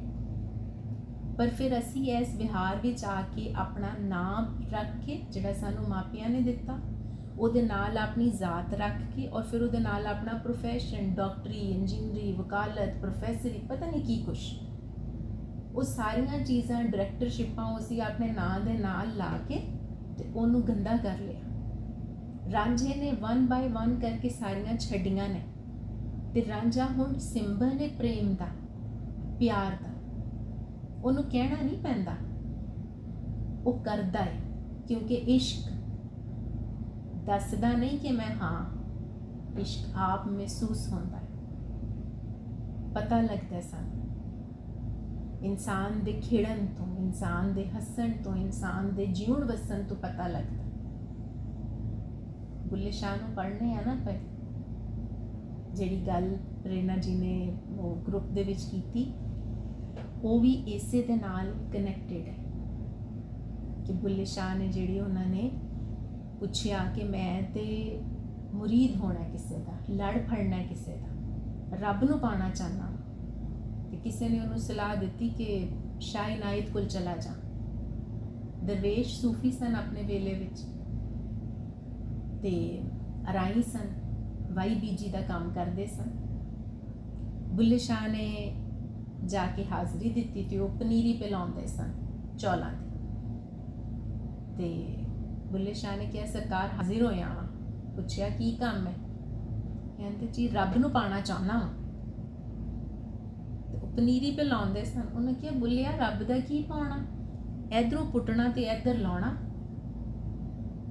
ਪੁੱਟ ਕੇ ਲੱਗਣ ਵਾਲੀ ਗੱਲ ਹੈ ਮੁੜ ਕੇ ਇਸ਼ਕ ਦਾ ਪਾਣਾ ਇਸ ਸਿਸਟਮ ਦੇ ਵਿੱਚ, ਕਿਉਂਕਿ ਇਸ਼ਕ ਲੈ ਕੇ ਇਹ ਜੰਮੇ ਸਾਂ, ਲੇਕਿਨ ਫਿਰ ਇਸ ਵਿਹਾਰ ਦਾ ਰੰਗ ਸਾਡੇ 'ਚ ਆ ਗਿਆ, ਰਲਾ ਆ ਗਿਆ, ਪੋਲਿਊਸ਼ਨ ਹੋ ਗਈ। ਹੁਣ ਮੁੜ ਕੇ ਸਾਨੂੰ ਲੱਗਣਾ ਹੈ ਤੇ ਸਾਨੂੰ ਆਪਣੇ ਆਪ ਨੂੰ ਪੁੱਟਣਾ ਪੈਣਾ ਹੈ, ਜੜੋਂ ਪੁੱਟਣਾ ਪੈਣਾ, ਆਪਣਾ ਨਾਂ ਛੱਡਣਾ ਹੈ, ਆਪਣੀ ਜ਼ਾਤ ਛੱਡਣੀ ਹੈ, ਆਪਣੇ ਕੰਮ ਦੀ ਪਛਾਣ ਛੱਡਣੀ ਹੈ, ਮੁਸਾਫਿਰ ਹੋਣਾ ਹੈ। ਫਿਰ ਜਾ ਕੇ ਮੁੜ ਕੇ ਲੱਗਾਂਗੇ, ਫਿਰ ਇਸ਼ਕ ਚੰਬਾ ਖਿੜੇਗਾ। ਹੱਥ ਖੂੰਡੀ ਮੇਰੇ ਅੱਗੇ ਮੰਗੂ ਮੋਢੇ ਭੋਰਾ ਲੋਈ। ਹੁਣ ਰਾਂਝੇ ਦੀ ਕੁੱਲ ਕਾਇਨਾਤ ਕੀ ਹੈ? ਉਹਦੇ ਮੋਢੇ ਤੇ ਜਿਹੜੀ ਇੱਕ ਲੋਈ ਹੈ ਜਾਂ ਹੱਥ ਵਿੱਚ ਖੂੰਡੀ ਹੈ, ਉਹਦੇ ਕੋਲ ਹੋਰ ਕੁਛ ਨਹੀਂ ਹੈ। ਸਾਨੂੰ ਪੋਜੈਸ਼ਨਲੈਸ ਹੋਣਾ ਹੈ। ਇਸ਼ਕ ਸਾਨੂੰ ਸਖਣਾ ਕਰਦਾ ਹੈ, ਖਾਲੀ ਕਰਦਾ ਹੈ। ਸ਼ੁਨ ਕਲਾ ਪਰੰਪਰ ਧਾਰੀ, ਸ਼ੁਨ ਸੀ ਹੈ ਪੂਰਾ ਸੰਸਾਰ, ਪੂਰਾ ਜਹਾਨ, ਖਾਲੀ, ਸੁਨ, ਸਿਫਰ, ਜ਼ੀਰੋ। ਉਹਦੇ ਵਿੱਚੋਂ ਉਗਾਸ ਹੋਈ ਹੈ। ਭਰੇ ਭਰਾਤੇ ਦੇ ਵਿੱਚ ਕੁਛ ਪਾਈਏ ਤੇ ਉਹ ਡੁੱਲਦਾ ਹੈ। ਆਪਣੇ ਆਪ ਨੂੰ ਭਰਨ ਲਈ ਪਹਿਲੇ ਖਾਲੀ ਕਰਨਾ ਪੈਂਦਾ ਹੈ। ਤੁਸੀਂ ਸਭ ਨੇ ਪਹਿਲੇ ਇਹ ਮੰਨਿਆ ਕਿ ਹਾਂ ਅਸੀਂ ਬੁੱਲੇ ਸ਼ਾਹ ਨੂੰ ਪੜ੍ਹਨਾ ਚਾਹੁੰਦੇ ਹਾਂ, ਤਾਂ ਅਸੀਂ ਇਕੱਠੇ ਬੈਠੇ ਬੁੱਲੇ ਸ਼ਾਹ ਨੂੰ ਪੜ੍ਹ ਰਹੇ ਹਾਂ। ਤੇ ਜੇ ਤੁਸੀਂ ਆਪਣੇ ਆਪ ਕਹੋ ਕਿ ਨਹੀਂ ਅਸੀਂ ਪੜ੍ਹਿਆ ਹੋਇਆ, ਸਾਨੂੰ ਆਉਂਦਾ ਹੈ, ਤੇ ਫਿਰ ਸਾਡੇ ਇਕੱਠੇ ਹੋਣ ਦਾ ਸਵਾਲ ਹੀ ਪੈਦਾ ਨਹੀਂ ਹੁੰਦਾ। ਇਹ ਇਸ਼ਕ ਹੈ। ਇਹ ਮੰਨਣਾ ਕਿ ਮੈਂ ਨਹੀਂ ਹਾਂ, ਇਹ ਮੰਨਣਾ ਕਿ ਮੈਨੂੰ ਨਹੀਂ ਆਉਂਦਾ, ਇਹ ਜਾਣਨਾ ਕਿ ਮੈਂ ਕੁਝ ਨਹੀਂ ਹਾਂ, ਤੇ ਫਿਰ ਅਸੀਂ ਹੋ ਸਕਣ ਵੱਲ ਪਹਿਲਾ ਪੈਰ ਪੁੱਟਨੇ ਆ। ਚਿੱਟੀ ਚਾਦਰ ਦਾਗ ਲਗੇ ਸੀ, ਲੋਈ ਦਾਗ ਨਿਕੋਈ। ਐਸੇ ਕਲਾਸ ਸੁਸਾਇਟੀ ਦੀ ਕਹਾਣੀ ਫਿਰ ਇਸ ਤੁਕ ਦੇ ਵਿੱਚ ਬੁੱਲੇ ਸ਼ਾਹ ਨੇ ਕੀਤੀ। ਇੱਥੇ ਦੋ ਗਰੁੱਪਸ ਨੇ ਇਸ ਪੂਰੇ ਸੰਸਾਰ ਦੇ ਵਿੱਚ। ਇੱਕ ਉਹ ਨੇ ਜਿਹੜੇ ਲੋਅਰ ਲੈਵਲ ਦੇ ਉੱਤੇ, ਲੋਅਰ ਕਲਾਸ ਦੇ ਵਿੱਚ ਹੇਠਾਂ ਕੰਮ ਕਰਨ ਵਾਲੇ ਨੇ। ਸਵੀਪਰ ਹੋ ਗਏ, ਗਾਰਡਨਰਸ ਹੋ ਗਏ, ਮਜ਼ਦੂਰ ਹੋ ਗਏ, ਲੇਬਰਰ ਹੋ ਗਏ, ਰੇੜੀਆਂ ਵਾਹਣ ਵਾਲੇ ਹੋ ਗਏ, ਦਿਹਾੜੀਦਾਰ, ਮਜ਼ਦੂਰ ਤਬਕਾ, ਸੜਕਾਂ ਬਣਾਉਣ ਵਾਲੇ, ਰੂੜੀ ਕੁੱਟਣ ਵਾਲੇ, ਸਮਾਨ ਚੁੱਕਣ ਵਾਲੇ, ਇਹ ਸਭ ਹੇਠਲੀ ਕਲਾਸ। ਉੱਪਰ ਕਿਹੜੀ ਬੈਠੀ ਹੈ? ਅਪਰ ਕਲਾਸ।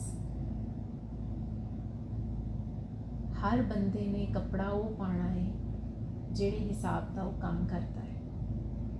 ਜਿਹਨੇ ਰੂੜੀ ਕੁੱਟਣੀ ਹੈ ਨਾ, ਜਾਂ ਕੋਇਲੇ ਦੀ ਕਾਨ ਦੇ ਵਿੱਚ ਜਾ ਕੇ ਕੋਲਾ ਕੱਢਣਾ ਹੈ, ਉਹ ਚਿੱਟੇ ਕੱਪੜੇ ਨਹੀਂ ਪਾ ਸਕਦਾ। ਚਿੱਟੇ ਕੱਪੜੇ ਉਹਨੇ ਪਾਣੇ ਨੇ ਜਿਹਨੇ ਦਫ਼ਤਰ 'ਚ ਬਹਿਣਾ ਹੈ, ਕੁਰਸੀ ਤੇ ਬਹਿਣਾ ਹੈ, ਜਿਹਨੇ ਥੱਲੇ ਪੈਰ ਹੀ ਨਹੀਂ ਲਾਣਾ। ਜਿਹਨੇ ਗੱਡੀਆਂ ਦੀਆਂ ਵਰਕਸ਼ਾਪਾਂ ਦੇ ਵਿੱਚ ਗੱਡੀਆਂ ਦੇ ਹੇਠਾਂ ਵੜ ਕੇ ਤੇ ਉਹਨਾਂ ਦੇ ਪੇਚ ਪੁਰਜ਼ੇ ਸਿੱਧੇ ਕਰਨੇ ਨੇ, ਉਹ ਚਿੱਟੇ ਕੱਪੜੇ ਪਾ ਸਕਦਾ ਹੈ। ਬੁੱਲੇ ਸ਼ਾਹ ਕਹਿੰਦੇ ਨੇ ਚਿੱਟੀ ਚਾਦਰ ਦਾਗ ਲਗੀ ਸੀ। ਉਹ ਜਿਹੜੀ ਅਪਰ ਕਲਾਸ ਦਾ ਡਰੈਸ ਹੈ ਨਾ, ਜਿਹੜਾ ਇਲੀਟ ਕਲਾਸ ਦਾ ਪਹਿਰਾਵਾ ਹੈ, ਉਹਦੇ ਤੇ ਦਾਗ ਲੱਗਦਾ ਹੈ। ਕਿਉਂ ਲੱਗਦਾ ਹੈ? ਕਿਉਂਕਿ ਉਹਨਾਂ ਆਪਣੇ ਆਪ ਨੂੰ ਟੋਟੈਲਿਟੀ ਦੇ ਵਿੱਚੋਂ ਵੱਖਰਾ ਕੀਤਾ। ਔਰ ਇਸ਼ਕ 'ਚੋਂ ਬਾਹਰ ਹੋਣਾ ਸਭ ਤੋਂ ਵੱਡਾ ਦਾਗ ਹੈ। ਇਸ ਤੋਂ ਵੱਡਾ ਦਾਗ ਕੋਈ ਨਹੀਂ ਹੁੰਦਾ। ਲੋਈ ਦਾਗ ਨਿਕੋਈ, ਨਿਕੋਈ ਹੁੰਦਾ ਸੋਹਣਾ ਲੱਗਣਾ, ਖੂਬਸੂਰਤ ਲੱਗਣਾ। ਤੇ ਜਿਹੜੀ ਰਾਂਝੇ ਨੇ ਲੋਈ ਲਈ ਹੋਈ ਹੈ ਨਾ, ਉਹਦੇ ਉੱਤੇ ਕੋਈ ਦਾਗ ਲੱਗ ਗਿਆ, ਕੋਈ ਚੀਜ਼ ਡੁੱਲ ਗਈ, ਕੋਈ ਲੱਗ ਗਈ, ਉਹ ਸਾਰੇ ਦਾਗ ਉਹਦਾ ਪੈਟਰਨ ਬਣੀ ਜਾਂਦੇ ਨੇ, ਉਹਦਾ ਸੋਹਣ ਬਣੀ ਜਾਂਦੇ ਨੇ, ਉਹਦੇ ਵਿੱਚ ਖੂਬਸੂਰਤੀ ਲੈ ਕੇ ਆਉਂਦਾ ਹੈ। ਉਹਦੇ ਤੇ ਦਾਗ ਨਹੀਂ ਲੱਗਦਾ। ਲੋਈ ਦਾਗ ਨਹੀਂ ਕੋਈ, ਲੋਈ ਦੇ ਉੱਤੇ ਦਾਗ ਖੂਬਸੂਰਤ ਹੈ, ਪਰ ਚਿੱਟੇ ਕੱਪੜੇ ਤੇ ਲੱਗਾ ਦਾਗ ਦਾਗ ਹੈ। ਬੁੱਲਾ ਵੇਖੋ ਹੀਰ ਸਲੇਟੀ, ਕਿੱਥੇ ਜਾ ਖਲੋਈ। ਹੁਣ ਉਹ ਗੱਲਾਂ ਸਾਰੀਆਂ ਰਾਂਝੇ ਦੀਆਂ ਵੀ ਕਰਦੀ ਹੈ, ਕਰਦੀ ਵੀ ਹੀਰ ਹੈ, ਔਰ ਉਹਨੂੰ ਕੋਈ ਪਤਾ ਨਹੀਂ ਲੱਗ ਰਿਹਾ। ਉਹ ਕਹਿੰਦੀ ਵੇਖੋ ਵੇਖੋ ਹੀਰ ਵੱਲੋਂ ਹੀਰ ਕਿੱਥੇ ਪਹੁੰਚ ਗਈ ਹੈ।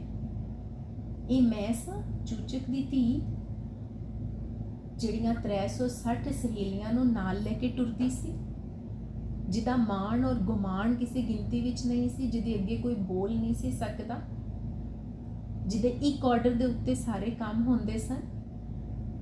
ਉਹ ਹੀਰ ਕਿੱਥੇ ਜਾ ਖਲੋਈ? ਕੀ ਜਾਣਾ ਮੈਂ ਕੋਈ ਵੇੜਿਆ, ਕੀ ਜਾਣਾ ਮੈਂ ਕੋਈ, ਮੈਨੂੰ ਕੀ ਪੁੱਛਦੇ ਹੋ ਮੈਂ ਕੌਣ ਹਾਂ? ਮੈਨੂੰ ਤੇ ਪਤਾ ਹੀ ਨਹੀਂ ਕਿ ਮੈਂ ਕੌਣ ਹਾਂ। ਰਾਂਝਾ ਰਾਂਝਾ ਕਰਦੀ ਨਹੀਂ, ਮੈਂ ਆਪੇ ਰਾਂਝਾ ਹੋਈ, ਮੈਂ ਤੇ ਰਾਂਝਾ ਹੋ ਗਈ ਹਾਂ। ਔਰ ਰਾਂਝੇ ਦੇ ਬਾਰੇ ਜਿਸ ਤਰ੍ਹਾਂ ਅਸੀਂ ਗੱਲ ਕੀਤੀ ਹੈ ਕਿ ਰਾਂਝਾ ਇੱਕ ਸੋਚ ਹੈ ਜਿਹੜੀ ਸਾਨੂੰ ਵਾਰਿਸ ਸ਼ਾਹ ਨੇ ਦਿੱਤੀ, ਦਮੋਦਰ ਨੇ ਦਿੱਤੀ, ਇੱਕ ਐਸੇ ਜੀਵਨ ਦੀ ਸੋਚ ਦਿੱਤੀ ਜਿਹੜੇ ਜੀਵਨ ਦੇ ਵਿੱਚ ਅਸੀਂ ਜਿਉ ਸਕੀਏ। ਅਸੀਂ ਹੁਣ ਸਾਹ ਪੇ ਲੈਂਦੇ ਹਾਂ, ਅਸੀਂ ਜਿਉਂਦੇ ਨਹੀਂ ਹਾਂ ਪਏ। ਸਾਹ ਲੈਣ ਦਾ ਨਾਂ ਜਿਉਣ ਨਹੀਂ ਹੈ, ਮਿਲਣ ਦਾ ਨਾਂ, ਪਿਆਰ ਕਰਨ ਦਾ ਨਾਂ, ਇੱਕ ਦੂਜੇ ਦੇ ਨਾਲ ਵਸਣ ਦਾ ਨਾਂ, ਨਿਰਭਉ ਨਿਰਵੈਰ ਹੋਣ ਦਾ ਨਾਂ ਹੈ ਜਿਹੜਾ ਉਹ ਜਿਉਣ ਹੈ। ਔਰ ਇਹੀ ਇਸ਼ਕ ਹੈ ਜਿਹਦੀ ਗੱਲ ਬੁੱਲੇ ਸ਼ਾਹ ਪੇ ਕਰਦੇ ਨੇ। ਪੂਰੀ ਕਾਫੀ ਦੇ ਵਿੱਚ ਇਸ਼ਕ ਦੀ ਕਹਾਣੀ ਬੁੱਲੇ ਸ਼ਾਹ ਨੇ ਕੀਤੀ ਹੈ ਔਰ ਬੁੱਲੇ ਸ਼ਾਹ ਦਾ ਇਸ਼ਕ ਉਹਦੇ ਪਿੱਛੇ ਲੜ ਜੁੜਿਆ ਹੋਇਆ ਹੈ ਗੁਰੂ ਨਾਨਕ, ਭਗਤ ਕਬੀਰ, ਬਾਬਾ ਫਰੀਦ ਦੇ ਇਸ਼ਕ ਦੇ ਨਾਲ। ਔਰ ਇਹਨਾਂ ਸਾਰਿਆਂ ਦਾ ਇਸ਼ਕ ਹੈ ਜਿਹੜਾ ਉਹ ਇਸ ਪੂਰੇ ਜਹਾਨ ਦੇ ਵਿੱਚੋਂ ਕਲਾਸ ਸੋਸਾਇਟੀ ਨੂੰ ਖਤਮ ਕਰਨਾ ਹੈ। ਉਹ ਇਸ਼ਕ ਜਿਹੜਾ ਸਾਰਿਆਂ ਨੂੰ ਬਰਾਬਰ ਸਮਝੇ, ਉਹ ਇਸ਼ਕ ਜਿਹਦੇ ਵਿੱਚ ਕੋਈ ਇੱਕ ਹੁਕਮ ਦੇਣ ਵਾਲਾ ਤੇ ਦੂਜਾ ਹੁਕਮ ਮੰਨਣ ਵਾਲਾ ਨਾ ਹੋਵੇ, ਜਿਹਦੇ 'ਚ ਸਾਰੇ ਹੁਕਮ ਦੇ ਅੰਦਰ ਜਿਉਣਾ ਸਿੱਖ ਲੈਣ। ਹਾਕਮ ਤੇ ਇੱਕੋ ਹੀ ਹੈ, ਉਹ ਇੱਕ ਓਂਕਾਰ ਹੈ, ਉਹ ਇੱਕ ਵਨਨੈਸ ਹੈ, ਉਹ ਇੱਕ ਰਾਂਝਾ ਹੈ ਔਰ ਉਹ ਸਭ ਦਾ ਸਾਂਝਾ ਹੈ ਔਰ ਉਹ ਸਭ ਦੇ ਅੰਦਰ ਹੈ। ਹੀਰ ਨੇ ਉਹਨੂੰ ਲੱਭ ਲਿਆ। ਸਾਨੂੰ ਕਿਉਂ ਚੰਗਾ ਲੱਗਦਾ ਹੈ? ਅਸੀਂ ਵੀ ਲੱਭਣਾ ਚਾਹੁੰਦੇ ਹਾਂ। ਅਸੀਂ ਆਪ ਨਹੀਂ ਲੱਭਦੇ, ਅਸੀਂ ਆਪ ਆਖ ਨਹੀਂ ਸਕਦੇ, ਅਸੀਂ ਹੀਰ ਵਰਗਾ ਪੰਧ ਨਹੀਂ ਕਰ ਸਕਦੇ, ਅਸੀਂ ਹੀਰ ਵਰਗੀ ਨਾਬਰੀ ਨਹੀਂ ਕਰ ਸਕਦੇ। ਇਸ ਲਈ ਸਾਨੂੰ ਹੀਰ ਚੰਗੀ ਲੱਗਦੀ ਹੈ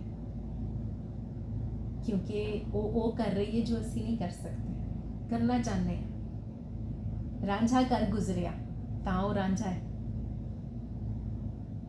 ਹੀਰ ਰਾਂਝੇ ਦੇ ਲੜ ਲੱਗੀ, ਹੀਰ ਵੀ ਜਿਉਂ ਪਈ। ਬੁੱਲੇ ਸ਼ਾਹ ਨੇ ਹੀਰ ਔਰ ਰਾਂਝੇ ਦੀ ਕਹਾਣੀ ਸਮਝ ਕੇ ਕਹਾਣੀ ਲਿਖ ਕੇ ਕਾਫੀ ਲਿਖ ਦਿੱਤੀ। ਬੁੱਲੇ ਸ਼ਾਹ ਵੀ ਜਿਉਂ ਪਿਆ। ਸਾਡੇ ਤੁਹਾਡੇ ਵਰਗੇ ਸਿਰਫ ਪੜ੍ਹ ਕੇ ਸਵਾਦ ਲੈਂਦੇ ਨੇ। ਹਾਂ ਠੀਕ ਹੈ, ਬਹੁਤ ਵਧੀਆ ਹੈ, ਬੜਾ ਕਮਾਲ ਦਾ ਲਿਖਿਆ ਬੁੱਲੇ ਸ਼ਾਹ ਨੇ, ਸ਼ਾਇਰੀ ਬੜੀ ਵਧੀਆ ਹੈ, ਲਫ਼ਜ਼ ਬੜੇ ਵਧੀਆ ਨੇ, ਸੁਰ ਬੜਾ ਕਮਾਲ ਦਾ ਹੈ। ਪਰ ਦੇਖੋ ਅਸੀਂ ਇਸ ਸਿਸਟਮ 'ਚ ਬਹਿ ਕੇ ਵੀ ਜਿਹੜਾ ਥੋੜ੍ਹੀ ਦੇਰ ਇਹਨਾਂ ਦੀ ਗੱਲ ਕਰਨੇ ਆ, ਉਹ ਘੰਟਾ 2 ਘੰਟੇ ਕਿੱਡੇ ਸੋਹਣੇ ਹੁੰਦੇ ਨੇ।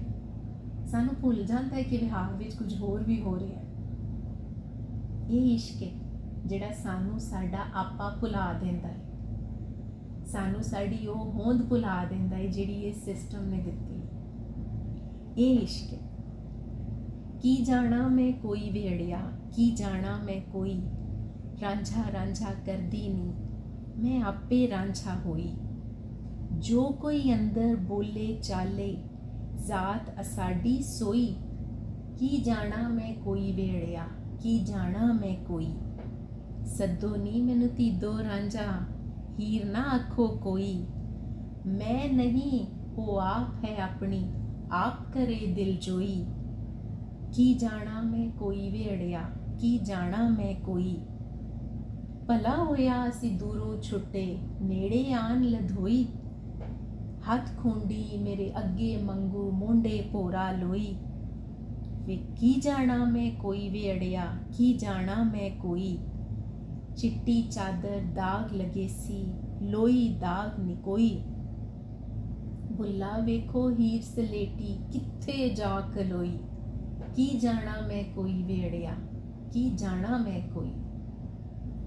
ਜਦੋਂ ਤੱਕ ਅਸੀਂ ਲੱਭਣ ਦੇ ਅਮਲ ਵਿੱਚ ਰਵਾਂਗੇ ਤੇ ਅਸੀਂ ਇਸ਼ਕ ਵਿੱਚ ਰਵਾਂਗੇ। ਜਦੋਂ ਅਸੀਂ ਲੱਭਣਾ ਬੰਦ ਕਰ ਦਿਆਂਗੇ ਔਰ ਅਸੀਂ ਕਵਾਂਗੇ ਕਿ ਅਸੀਂ ਕਰ ਲਿਆ ਜੋ ਕਰਨਾ ਸੀ, ਘਰ ਵੀ ਪਾ ਲਿਆ, ਵਿਆਹ ਵੀ ਕਰ ਲਿਆ, ਬੱਚੇ ਵੀ ਜੰਮ ਲਏ, ਪੜ੍ਹਾ ਵੀ ਲਏ, ਨੌਕਰੀ ਵੀ ਕਰ ਲਈ, ਪ੍ਰੋਪਰਟੀ ਵੀ ਬਣਾ ਲਈ, ਅਕਾਊਂਟ 'ਚ ਵੀ ਪੈਸੇ ਰੱਖ ਲਏ। ਇਹ ਸਾਰਾ ਕੁਝ ਤੇ ਹੋ ਜਾਏਗਾ, ਪਰ ਅਸੀਂ ਸੱਖਣੇ ਰਹਿ ਜਾਵਾਂਗੇ, ਝੋਲੀ ਖਾਲੀ ਰਹੇਗੀ। ਮਿਲਣ ਲਈ ਆਏ ਇਸ ਜਹਾਨ ਦੇ ਵਿੱਚ, ਤੇ ਜੇ ਮੇਲ ਨਾ ਹੋਇਆ, ਜੇ ਅਸੀਂ ਖੁਸ਼ੀ ਨਾ ਮਾਣੀ, ਖੁਸ਼ੀ ਚੀਜ਼ਾਂ ਨਾਲ ਨਹੀਂ ਹੈ। ਵੇਖੋ ਬੁੱਲਾ ਹੀਰ ਸਲੇਟੀ ਕਿੱਥੇ ਜਾ ਖਲੋਈ, ਕੀ ਇਹ ਹੀਰ ਇਕਾਮ ਕੁੜੀ ਹੈ, ਇਕਾਮ ਜੀ ਹੈ, ਪਰ ਉਹਨੇ ਉਸ ਅੰਦਰ ਵਸਦੇ ਰਾਂਝੇ ਨੂੰ ਪਛਾਣਿਆ। ਪਛਾਣ ਹੈ ਜਿਹੜੀ ਸ਼ਨਾਖਤ, ਉਹ ਸ਼ਨਾਖਤ ਜਿਹੜੀ ਮੈਨੂੰ ਮੇਰੀ ਪਛਾਣ ਕਰਾਏ। ਮੈਂ ਕੌਣ ਹਾਂ? ਕੀ ਮੈਂ ਇੱਕ ਹੈ ਬਸ ਇੰਨਾ ਕਿ ਇਨਸਾਨ 5-6 ਫੁੱਟ ਦਾ ਬੰਦਾ ਇੱਕ 5 ਤੱਤਾਂ ਨਾਲ ਬਣਿਆ, ਅੱਗ, ਹਵਾ, ਮਿੱਟੀ, ਪਾਣੀ ਔਰ ਆਕਾਸ਼। ਮਿਣ ਤੋਲ ਸਕਦੇ ਹੋ ਧਰਤੀ ਦੀ ਡੂੰਘਾਈ, ਕਿ ਅੰਬਰ ਦੀ ਉਚਾਈ, ਕਿ ਹਵਾ ਦਾ ਵਗਣ, ਕਿ ਬੱਦਲ ਦਾ ਵਰਨ? ਕਿਹਨੂੰ ਮਿਣ ਸਕਨੇ ਹਾਂ ਅਸੀਂ? ਅਸਮਾਨ ਤੋਂ ਵਰਦੀਆਂ ਕਣੀਆਂ ਨੂੰ ਗਿਣ ਸਕਨੇ ਹਾਂ? ਸੂਰਜ ਦੀ ਕੱਲੀ ਧੁੱਪ ਨੂੰ ਨਾਪ ਸਕਨੇ ਹਾਂ? ਤੋਲ ਸਕਨੇ ਹਾਂ ਅਸੀਂ ਕਿਸੇ ਸ਼ੈ ਨੂੰ? ਇਹ ਅਤੋਲਵੀਆਂ ਸ਼ੈਵਾਂ ਨੇ ਜਿਨ੍ਹਾਂ ਨਾਲ ਇਨਸਾਨ ਬਣਿਆ ਹੈ। ਜੇ ਇਨਸਾਨ ਉਹ ਕੈਲਕੂਲੇਟਰ ਬਣਾ ਸਕਦਾ ਏ ਜਿਹੜਾ ਅਣਗਿਣਤ ਨੂੰ ਵੀ ਗਿਣ ਸਕਦਾ, ਤੇ ਫਿਰ ਸੋਚੋ ਕਿ ਜੇ ਇਨਸਾਨ ਪੂਰਾ ਇਸ਼ਕ ਦੇ ਵਿੱਚ ਹੋਵੇ ਤੇ ਉਹ ਇਸ ਜਹਾਨ ਦੇ ਵਿੱਚ ਜੀਵਨ ਦੇ ਕਿਹੜੇ ਰੰਗ ਨੂੰ ਲਿਆ ਸਕਦਾ ਹੈ। ਇਸ ਵੇਲੇ ਜਿਹੜੇ ਰੰਗ ਵੀ ਅਸੀਂ ਵੇਖਨੇ ਆ, ਉਹ ਸਿਰਫ ਕੈਪੀਟਲਿਜ਼ਮ ਦੇ ਬਣਾਏ ਹੋਏ ਨੇ, ਜਿਹਦੇ 'ਚ ਕਾਰਾਂ, ਮਕਾਨ, ਕੋਠੀਆਂ, ਬੰਗਲੇ, ਪੈਸੇ ਸਿਰਫ ਗਿਣਤਾਂ ਨੇ। ਇਸ਼ਕ ਸਾਨੂੰ ਗਿਣਤ ਤੋਂ ਬਾਹਰ ਕਰ ਦਿੰਦਾ ਹੈ। ਕਿਹੜਾ ਵੇਲਾ ਸੀ ਹੀਰ ਤੇ ਰਾਂਝੇ ਦਾ ਕੋਈ ਪਤਾ ਨਹੀਂ, ਕਿਹੜਾ ਵੇਲਾ ਸੀ ਬੁੱਲੇ ਸ਼ਾਹ ਦਾ। ਅੱਜ ਬੈਠੇ ਪੇ ਚੇਤੇ ਕਰਨੇ ਆ ਉਹਨਾਂ ਨੂੰ। ਕਿਉਂ? ਕਿਉਂਕਿ ਉਹ ਇਸ਼ਕ ਵਿੱਚ ਸਨ, ਪ੍ਰੇਮ ਵਿੱਚ ਸਨ, ਜਿਨਨੇ ਉਹਨਾਂ ਨੂੰ ਜੋੜਿਆ, ਇਕੱਠਾ ਕੀਤਾ, ਔਰ ਉਹਨਾਂ ਨੇ ਉਹ ਸੁਗੰਧ ਹਰ ਵੇਲੇ ਦੇ ਵਿੱਚ ਖਿਲਾਰ ਦਿੱਤੀ। ਕਿਉਂਕਿ ਇਸ਼ਕ ਔਰ ਪ੍ਰੇਮ ਸਾਨੂੰ ਵੇਲੇ ਦੀ ਕੈਦ ਵਿੱਚੋਂ ਆਜ਼ਾਦ ਕਰ ਦਿੰਦਾ ਹੈ। ਫਿਰ ਇਨਸਾਨ 50 ਸਾਲ 100 ਸਾਲ ਨਹੀਂ ਜਿਉਂਦਾ, ਫਿਰ ਇਨਸਾਨ ਸਦਾ ਜਿਉਂਦਾ ਹੈ। ਫਿਰ ਇਨਸਾਨ ਆਪਣੇ ਕੋਲ ਚੀਜ਼ਾਂ ਦੀ ਸਾਂਭ ਨਹੀਂ ਕਰਦਾ, ਫਿਰ ਇਨਸਾਨ ਵੰਡਦਾ ਹੈ, ਜਿਵੇਂ ਬੁੱਲੇ ਸ਼ਾਹ ਪਿਆ ਵੰਡਦਾ ਹੈ। ਕੀ ਜਾਣਾ ਮੈਂ ਕੋਈ ਵੇੜਿਆ, ਆਪਣਾ ਨਾਮ ਹੀ ਨਹੀਂ ਲੈ ਰਿਹਾ, ਕੀ ਜਾਣਾ ਮੈਂ ਕੋਈ, ਰਾਂਝਾ ਰਾਂਝਾ ਕਰਦੀ ਮੈਂ ਆਪੇ ਰਾਂਝਾ ਹੋਈ। ਬਹੁਤ ਸ਼ੁਕਰੀਆ ਤੁਸੀਂ ਇੰਨਾ ਲੰਬਾ ਲੈਕਚਰ ਸੁਣਿਆ।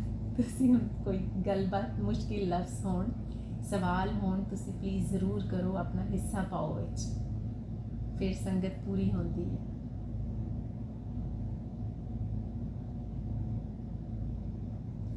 ਨੀਲਾ ਜੀ, ਅਸੀਂ ਬਹੁਤ ਮਿਸ ਕਰਨੇ ਆ ਤੁਹਾਡੇ ਨਾਲ ਕੀਤੇ ਹੋਏ ਜਿਹੜੇ ਸੰਗਤ ਨੇ।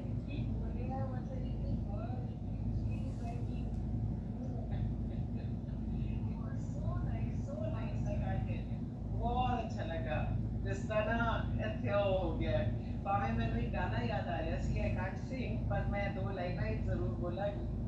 किशोर कुमार का एक गाना याद आ रहा है, ऑल द थिंग्स आ लेके चल कोई ऐसे गगन के तले जहाँ गम भी ना हो, आंसू भी ना हो, बस प्यार भले। वाह, ये चाहता सी ना। वाह वाह वाह वाह, बहुत अच्छा सी, बहुत अच्छा सी। और एक वो भी मैंने आज मीनिंग समझ आया है, उसको पुतला करके लारा, मैं कुछ और ही समझ ली सी। मतलब इतना अलग वर्जन्स ये है, और सो ट्रू। आई मीन वो भी बहुत अच्छा सी। सिर्फ सारे विच मैनू वो जेड़ा लास्ट विच वो हीर सलेटी दा सी ना, आई मिस्ड, मैं 1 मिनट चली गई सी, वो सलेटी क्यों आया वो वर्ड, वो जी, लास्ट लाइन ਸਲੇਟੀ ਸਿਆਲ ਤੋਂ ਹੈ ਨਾ, ਸਿਆਲਾਂ ਦੀ ਧੀ। अच्छा ਹੀਰ ਸਲੇਟੀ ਸਿਆਲਾਂ ਦੀ ਧੀ ਹੈ ਹੀਰ। ठीक है। ਬੁੱਲਾ ਵੇਖੋ ਹੀਰ ਸਲੇਟੀ ਕਿੱਥੇ ਜਾ ਖਲੋਈ। ਲੁੱਕ ਐਟ ਦ ਪੋਜੀਸ਼ਨ, ਕਿਹੜੀ ਪੋਜੀਸ਼ਨ ਹੈ ਹੁਣ ਉਹਦੀ। ਪਹਿਲੇ ਉਹਨੇ ਤੇ ਸਿਰਫ ਇੱਕ ਚੂਚਕ ਦੀ ਧੀ ਰਹਿਣਾ ਸੀ ਨਾ, ਤੇ ਹੁਣ ਹੀਰ ਹਰ ਇੱਕ ਦੇ ਅੰਦਰ ਹੈ। ਉਹ ਅਮਰਤਾ ਪ੍ਰੀਤਮ ਦੀ ਵੀ ਨਜ਼ਮ ਹੈ ਨਾ ਜੀ, ਕਿ ਰਾਂਝਣ ਵੇ ਤੇਰਾ ਨਾਂ, ਮਾਓ ਜੋ ਲਿੱਤਾ, ਪਿਓ ਜੋ ਲਿੱਤਾ, ਲਿੱਤਾ ਜੋ ਸਾਰੇ ਗਰਾਂ, ਰਾਂਝਣ ਵੇ ਤੇਰਾ ਨਾਂ। ਸੋ ਸਾਰਿਆਂ ਦੇ ਨਾਂ ਲੈਂਦੀ ਏ, ਫਿਰ ਭੈਣਾਂ, ਭਰਾਵਾਂ, ਪੁੱਪੀਆਂ, ਮਾਸੀਆਂ, ਚਾਚੀਆਂ, ਤਾਈਆਂ, ਸਭ ਦੇ ਨਾਂ ਲੈ ਕੇ ਐਂਡ ਤੇ ਕਹਿੰਦੀ ਏ, ਇੱਕ ਮੈਂ ਹੀਰ ਤਤੜੀ ਜੇ ਨਾ ਰੱਖਦੀ ਤੇਰਾ ਰਾਂਝਣ ਨਾਂ। ਤੇ ਫਿਰ ਅੱਜ ਤੈਨੂੰ ਕਿੰਨੇ ਰਾਂਝਣ ਕਹਿਣਾ ਸੀ? ਸਾਰਿਆਂ ਨੇ ਕਿਹਾ, ਪਰ ਜਦੋਂ ਹੀਰ ਨੇ ਕਿਹਾ, ਕਿਉਂਕਿ ਸਾਰਿਆਂ ਦੇ ਬੁਲਾਉਣ ਦੇ ਵਿੱਚ ਰਿਸ਼ਤਾ ਹੋਰ ਸੀ, ਹੀਰ ਦੇ ਬੁਲਾਉਣ ਦੇ ਵਿੱਚ ਰਿਸ਼ਤਾ ਹੋਰ ਸੀ। ਹੀਰ ਨੇ ਆਪਣਾ ਇਨਕਾਰ ਕਰਕੇ ਰਾਂਝਾ ਆਖਿਆ, ਸੋ ਹੀਰ ਵੀ ਜਿਉਂ ਪਈ ਤੇ ਰਾਂਝਾ ਵੀ ਜਿਉਂ ਪਿਆ। ਸ਼ੁਕਰੀਆ। ਹਾਂਜੀ ਪਲੀਜ਼। और इसका से मेरी गल नहीं समझ आई कि इतनी बढ़िया अलग अलग कहानियां क्यों ने, मतलब बारिश शाह दी अलग है, किसी होर दी अलग है, पिछे कोई प्ले देखा सी ਉਹਨਾਂ ਦੀ ਸਟੋਰੀ ਵਿੱਚ ਉਹ ਪਾਰ ਕਰ ਰਹੀ ਹੁੰਦੀ ਹੈ ਕੱਚੇ ਘੜੇ ਉੱਤੇ, ਤੇ ਉਹ ਵਾਲੀ ਕਹਾਣੀ ਅਲੱਗ ਸੀ। ਹਾਂਜੀ मतलब इतने सारे वर्जन्स ने ਜੀ ਨੀਲੂ ਜੀ, ਜਿਹੜੀ ਕੱਚੇ ਘੜੇ ਵਾਲੀ ਕਹਾਣੀ ਉਹ ਸੋਹਣੀ ਮਹੀਵਾਲ ਦੀ ਹੈ, ਉਹ ਡਿਫਰੈਂਟ ਹੈ। ਇਹ ਹੀ ਰਾਂਝੇ ਦੀ ਕਹਾਣੀ ਹੈ। ਕਹਾਣੀ ਤੇ ਸਿੰਪਲ ਹੀ ਹੈ, ਕਹਾਣੀ ਕੋਈ ਏਡੀ ਵੱਡੀ ਨਹੀਂ ਹੈ। ਅੱਜ ਵੀ ਹਰ ਗਲੀ, ਹਰ ਮੁਹੱਲੇ ਵਿੱਚ ਕੋਈ ਨਾ ਕੋਈ ਰੋਮੀਓ ਜੂਲੀਅਟ, ਕੋਈ ਨਾ ਕੋਈ ਹੀਰ ਰਾਂਝਾ ਹੁੰਦੇ ਨੇ। ਪਰ ਗੱਲ ਇਹ ਵੇ ਕਿ ਲਿਖਣ ਵਾਲਿਆਂ ਨੇ ਉਹਨੂੰ ਲਿਖਿਆ ਕਿਵੇਂ। ਲਵ ਸਟੋਰੀ ਤੇ ਆਮ ਹੈ, ਇੱਕ ਮੁੰਡਾ ਇੱਕ ਕੁੜੀ ਹੈ, ਪਿਆਰ ਹੋ ਗਿਆ, ਕੁੜੀ ਦਾ ਵਿਆਹ ਕਿਤੇ ਹੋਰ ਕਰ ਦਿੱਤਾ, ਮੁੰਡਾ ਜੋਗੀ ਹੋ ਕੇ ਚਲਾ ਗਿਆ, ਫਿਰ ਕੁੜੀ ਨੂੰ ਕੱਢ ਲਿਆਇਆ, ਮੁੜ ਕੇ ਦੋਨਾਂ ਨੂੰ ਜ਼ਹਿਰ ਦੇ ਕੇ ਮਾਰ ਦਿੱਤਾ। ਆਮ ਕਹਾਣੀ। ਇਹਨੂੰ ਲਿਖਣ ਵਾਲਿਆਂ ਨੇ ਖਾਸ ਬਣਾਇਆ। ਸੋ ਸਾਨੂੰ ਇਹ ਦੱਸਿਆ ਹੈ ਕਿ ਜ਼ਿੰਦਗੀ ਦੇ ਵਿੱਚ ਹਰ ਆਮ ਹੋਈ ਚੀਜ਼ ਹੀ ਖਾਸ ਹੁੰਦੀ ਹੈ, ਔਰ ਜਿਹੜੇ ਟਾਈਮ ਦੇ ਵਿੱਚ ਕੋਈ ਗੱਲ ਲਿਖੀ ਜਾਂਦੀ ਹੈ, ਉਸ ਵੇਲੇ ਦੇ ਵਿੱਚ ਜਿਹੜਾ ਲਿਖਾਰੀ ਜਿਵੇਂ ਜਿਉਂਦਾ ਹੈ ਪਿਆ, ਜਿਵੇਂ ਉਹ ਸ਼ੈਵਾਂ ਨੂੰ ਵੇਖਦਾ ਹੈ ਪਿਆ, ਉਹ ਉਵੇਂ ਲਿਖਦਾ ਹੈ। ਦਮੋਦਰ ਨੇ 16ਵੀਂ ਸਦੀ 'ਚ ਲਿਖੀ, ਵਾਰਿਸ ਸ਼ਾਹ ਨੇ 18ਵੀਂ 'ਚ ਲਿਖੀ। ਦਮੋਦਰ ਨੇ ਉਹਨਾਂ ਨੂੰ ਇਕੱਠਾ ਕਰਕੇ ਲੰਮੇ ਵੱਲ ਭੇਜ ਦਿੱਤਾ, ਸਾਊਥ ਵੱਲ, ਤੇ ਜਿਹੜਾ ਇਹ ਵਾਰਿਸ ਸ਼ਾਹ, ਉਹਨੇ ਦੋਨਾਂ ਨੂੰ ਮਾਰ ਦਿੱਤਾ, ਕਿਉਂਕਿ ਅਸੀਂ ਅਜੇ ਉਹਨਾਂ ਨੂੰ ਜ਼ਿੰਦਾ ਨਹੀਂ ਰੱਖ ਸਕਦੇ ਨਾ। ਅਗਰ ਉਹ ਪ੍ਰੇਮ ਕਰਨ ਵਾਲਿਆਂ ਨੂੰ ਅਸੀਂ ਮਿਲਾ ਦਿਆਂਗੇ, ਫਿਰ ਉਹ ਜਿਉਣਗੇ ਇਕੱਠੇ, ਫਿਰ ਉਹਨਾਂ ਦੀ ਔਲਾਦ ਹੋਏਗੀ, ਵਿਆਹਣੀ ਕਿੱਥੇ ਹੈ, ਅੱਗੋਂ ਸਿਲਸਿਲਾ ਕਿੱਥੋਂ ਟੋਰਨਾ ਹੈ। ਸੋ ਅਜੇ ਉਹਨਾਂ ਦਾ ਮਰਨ ਹੀ ਸਾਨੂੰ ਵਾਰੇ ਵੇ, ਤਾਂ ਕਿ ਅਸੀਂ ਆਪਣੇ ਦਿਲ ਵਿੱਚ ਉਹਨਾਂ ਦਾ ਦੁੱਖ ਰੱਖੀਏ, ਔਰ ਜਦੋਂ ਤੱਕ ਸਾਡੇ ਸਭ ਦੇ ਅੰਦਰ ਉਹ ਰਾਂਝਾ ਜਿਉ ਨਾ ਪਵੇ, ਉਦੋਂ ਤੱਕ ਇਸ ਜਹਾਨ ਦੇ ਵਿੱਚ ਸਾਨੂੰ ਉਹ ਦਿਸ ਨਹੀਂ ਸਕਦਾ। ਹਰ ਇੱਕ ਦੇ ਅੰਦਰ ਉਹ ਹਰ ਜਿਉਵੇ, ਔਰ ਹਰ ਇੱਕ ਦੇ ਅੰਦਰ ਹਰ ਨੂੰ ਹਰ ਪਛਾਣੇ, ਤੇ ਤਾਂ ਹਰ ਦਾ ਜੀਵਨ ਹਰ ਪਾਸੇ ਸਾਨੂੰ ਦਿਸ ਸਕਦਾ ਹੈ। ਅਸੀਂ ਅੱਜ ਬੈਠੇ ਗੱਲ ਕਰ ਰਹੇ ਹਾਂ ਹੀਰ ਰਾਂਝੇ ਦੇ ਬਾਰੇ, ਇਸ ਕਾਫੀ ਦੇ ਬਾਰੇ। ਹੋ ਸਕਦਾ ਹੈ ਅਗਲੇ ਸਾਲ ਐਸੇ ਹੀ ਦਿਨ ਬੈਠੇ ਇਸੇ ਕਾਫੀ ਤੇ ਗੱਲ ਕਰੀਏ ਤੇ ਗੱਲ ਹੋਰ ਹੋਵੇ, ਕਿਉਂਕਿ ਇਨਸਾਨ ਹਰ ਪਲ ਬਦਲਦਾ ਹੈ। ਇਸ ਲਈ ਕਹਾਣੀ ਹਰ ਲਿਖਾਰੀ ਜਦੋਂ ਆਪਣੇ ਵੇਲੇ 'ਚ ਬਹਿ ਕੇ ਲਿਖਦਾ ਹੈ ਤੇ ਉਹ ਹੋਰ ਹੋ ਜਾਂਦੀ ਹੈ। ਸ਼ੁਕਰੀਆ ਨੀਲੂ ਜੀ, ਥੈਂਕ ਯੂ ਜੀ। प्रेरणा जी, बहुत ही सुंदर। एक मेरे को बात समझ नहीं आई, इसलिए मैं, बिकॉज आपकी पंजाबी इतनी हाई लेवल है कि हम जैसे अनाड़ियों के लिए तो बहुत ही मुश्किल है। पर हम ट्राई कर रहे हैं, बहुत कोशिश कर रहे हैं। आपने कहा कि हीर ने अपने आप को इनकार करके रांझे को पा लिया। थोड़ा इससे थोड़ा और खोलोगे हमारे लिए प्लीज? जी जी, ये बिल्कुल ठीक है प्रेरणा जी ਤੁਹਾਡੀ ਗੱਲ, ਕਿ ਸਾਡੀ ਲਫ਼ਜ਼ਾਲੀ ਮੁਸ਼ਕਿਲ ਹੈ। ਇੱਕ ਤੇ ਚੜ੍ਹਦੇ ਲਹਿੰਦੇ ਪੰਜਾਬ ਦੀ ਬੋਲੀ ਜਿਹੜੀ ਥੋੜਾ ਫਰਕ ਪੈ ਗਿਆ, ਉਹਦੀ ਵਜ੍ਹਾ ਤੋਂ ਫਰਕ ਹੋ ਗਈ। ਫਿਰ ਜਿਹੜਾ ਅਸੀਂ ਆਪਸ 'ਚ ਮਿਲਨ ਵਰਤਨ ਘਟ ਗਿਆ, ਉਹਦੇ ਨਾਲ ਹੋਰ ਫਰਕ ਪੈ ਗਿਆ। ਤੇ ਵੈਸੇ ਬਹੁਤੇ ਵੀ ਮੁਸ਼ਕਿਲ ਲਫ਼ਜ਼ ਨਹੀਂ ਹੈ, ਉਹ ਥੋੜਾ ਆਰਾਮ ਨਾਲ ਸੁਣੇ ਜਾਣ ਫਿਰ ਸਮਝ ਆ ਜਾਂਦੇ ਨੇ, ਪਰ ਕਿਉਂਕਿ ਅਸੀਂ ਇੱਕ ਫਲੋ 'ਚ ਬੋਲ ਰਹੇ ਹੁੰਦੇ ਹਾਂ, ਸਾਨੂੰ ਫਿਰ ਬੋਲਦਿਆਂ ਪਤਾ ਨਹੀਂ ਲੱਗਦਾ। ਕੋਸ਼ਿਸ਼ ਅਸੀਂ ਕਰਨੇ ਆ ਕਿ ਪੰਜਾਬੀ ਦੇ ਨਾਲ ਅੰਗਰੇਜ਼ੀ ਵਾਲਾ ਲਫ਼ਜ਼ ਜੋੜ ਲਈਏ, ਪਰ ਅੰਗਰੇਜ਼ੀ ਵੀ ਸਾਡੀ ਪੂਰੀ ਜਿਹੀ ਹੈ, ਉਹ ਜਿੰਨੀ ਕਿ ਸਮਝ ਆਉਂਦੀ ਹੈ ਉਨੀ ਨਾਲ ਜੋੜੀ ਜਾਂਦੇ ਆ। ਸੋ ਆਪਣਾ ਇਨਕਾਰ, ਮੈਂ ਨਾ ਹੀ ਸਭ ਤੋਂ, ਜਦੋਂ ਰਾਂਝਾ ਸਾਰਾ ਸਫ਼ਰ ਕਰਕੇ ਹੀਰ ਦੇ ਕੋਲ ਪਹੁੰਚਿਆ ਨਾ, ਤੇ ਹੀਰ ਉਦੋਂ ਤੱਕ ਚੌਧਰੀ ਦੀ ਧੀ ਹੈ। ਸੋ ਵਾਰਿਸ ਸ਼ਾਹ ਲਿਖਦਾ ਹੈ ਕੂਕੇ ਮਾਰ ਹੀ ਮਾਰ ਤੇ ਪਕੜ ਛਮਕ, ਪਰੀ ਆਦਮੀ ਤੇ ਕਹਿਰਵਾਨ ਹੋਈ। ਉਹ ਪਰੀ ਹੈ, ਯਾਨੀ ਉਹ ਤੇ ਇਸ ਜਹਾਨ ਦਾ ਜੀ ਹੀ ਨਹੀਂ ਹੈ ਜਦੋਂ ਉਹ ਰਾਂਝੇ ਨੂੰ ਮਿਲੀ ਹੈ। ਉਹ ਪਰੀ ਹੈ, ਉਹ ਕੋਈ ਦੂਰ ਦੇਸ ਅਸਮਾਨੀ ਮਖਲੂਕ ਹੈ, ਇੰਨੀ ਖੂਬਸੂਰਤ ਹੈ। ਔਰ ਜ਼ੋਰ ਇੰਨਾ ਹੈ ਕਿ ਉਹਨੇ ਸੋਟਾ ਫੜਿਆ ਹੋਇਆ ਹੈ, ਡੰਡਾ ਫੜਿਆ ਹੋਇਆ, ਔਰ ਕਹਿ ਰਹੀ ਜਿੰਨੇ ਮੇਰੀ ਬੇੜੀ ਵਿੱਚ ਰਾਂਝੇ ਨੂੰ ਸਵਾਇਆ ਉਹਨੂੰ ਮੈਂ ਛੱਡਣਾ ਨਹੀਂ, ਉਹਨੂੰ ਪਿੰਜ ਦੇਣਾ ਹੈ, ਉਹਨੂੰ ਮਾਰਨਾ ਹੈ।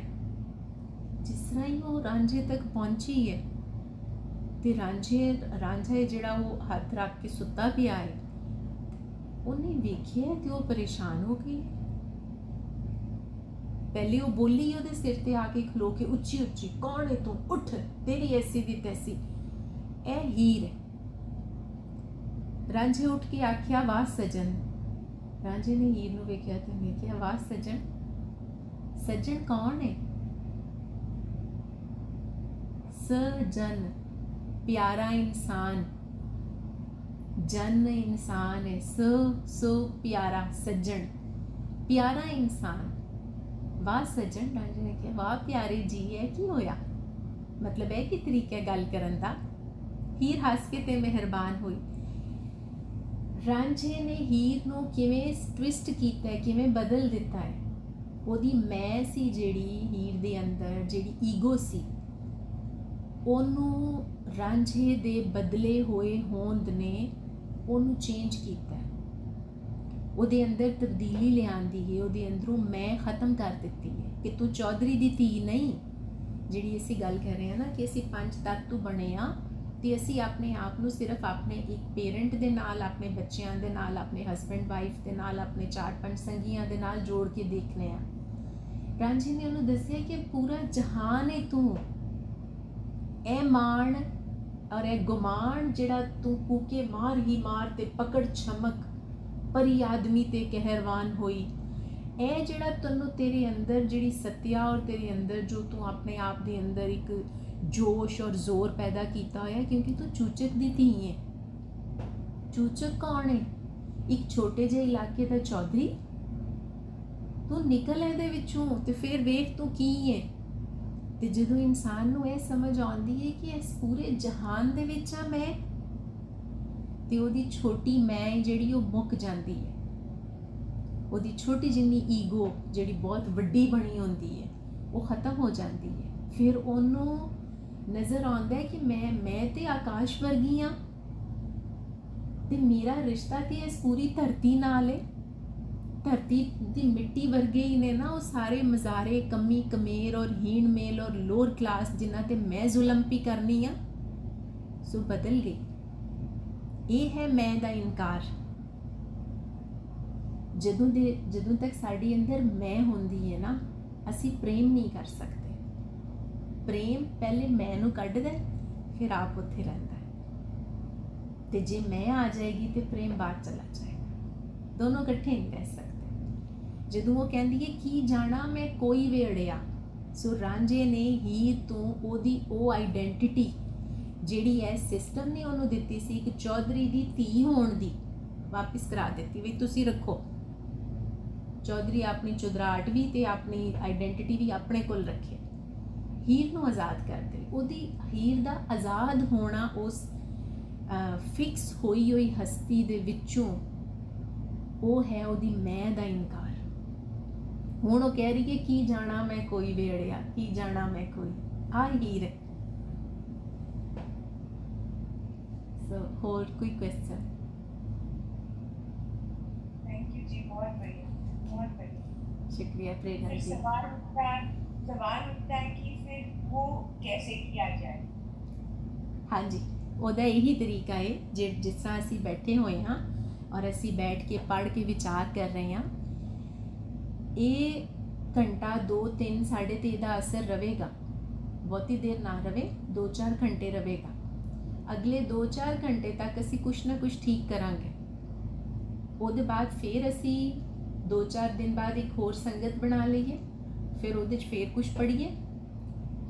ਹੌਲੀ ਹੌਲੀ ਕਰਕੇ ਇਹ ਇੰਨਾ ਸੌਖਾ ਅਮਲ ਨਹੀਂ। ਦੇਖੋ ਨਾ ਰਾਂਝਾ ਕਿੱਥੋਂ ਟੁਰਿਆ, ਚੌਧਰੀ ਦਾ ਪੁੱਤਰ ਹੈ, ਉਹ ਕਿੱਥੋਂ ਟੁਰਿਆ। ਸੋ ਪਹਿਲੇ ਉਹਨੇ ਪਛਾਣਿਆ, ਅਸੀਂ ਪਹਿਲੇ ਇਹ ਪਛਾਣੀਏ ਕਿ ਸਾਨੂੰ ਇਹ ਬਿਮਾਰੀ ਹੈ ਅਸੀਂ ਉਹ ਪਛਾਣ ਲਈ।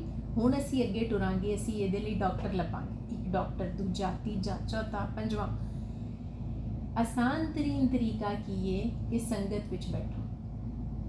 ਸੰਗਤ ਵਿੱਚ ਬੈਠਣ ਦੇ ਨਾਲ ਸਾਡੀ ਮੈਂ ਮੁੱਕਦੀ ਹੈ, ਅਸੀਂ ਦੂਜੇ ਨੂੰ ਸੁਣਦੇ ਹਾਂ। ਅਸੀਂ ਪੜ੍ਹਿਆ, ਅਸੀਂ ਤਿਆਰੀ ਕੀਤੀ, ਕਿਉਂ ਕਿ ਸਾਡੀ ਸੰਗਤ ਹੈ, ਅਸੀਂ ਸਾਰੀ ਸੰਗਤ ਦੇ ਨਾਲ ਬੁੱਲੇ ਸ਼ਾਹ ਦੀ ਕਾਫੀ ਪੜ੍ਹਨੀ ਹੈ। ਸਾਡਾ ਟਾਈਮ ਠੀਕ ਜਗ੍ਹਾ 'ਤੇ ਲੱਗ ਗਿਆ, ਹੁਣ ਤੁਹਾਡੇ ਨਾਲ ਕਾਫੀ ਪੜ੍ਹ ਲਈ, ਇਹ ਵੀ ਠੀਕ ਜਗ੍ਹਾ 'ਤੇ ਲੱਗ ਗਿਆ। ਹੁਣ ਕੁਛ ਦਿਨ ਇਹਦੀ ਸੋਚ ਵਿੱਚ ਲੰਘ ਜਾਣਗੇ, ਉਹ ਵੀ ਠੀਕ ਲੰਘ ਜਾਏਗਾ। ਥੋੜ੍ਹਾ ਜਿੰਨਾ ਟਾਈਮ ਹੈ ਜਿਹੜਾ ਉਹ ਸਿਸਟਮ ਦੀ ਡਿਵੀਜ਼ਨ ਦੇ ਵਿੱਚੋਂ, ਸਿਸਟਮ ਦੇ ਕੰਟਰੋਲ ਦੇ ਵਿੱਚੋਂ ਬਾਹਰ ਨਿਕਲ ਆਇਆ ਨਾ, ਇਹੀ ਆਜ਼ਾਦੀ ਔਰ ਇਹੀ ਇਸ਼ਕ ਹੈ। ਸੋ ਸ਼ੁਰੂਆਤ ਇਹੀ ਹੈ ਪ੍ਰੇਰਨਾ ਜੀ। ਹਾਂਜੀ ਜੀ ਇਸ਼ਤਾ ਜੀ।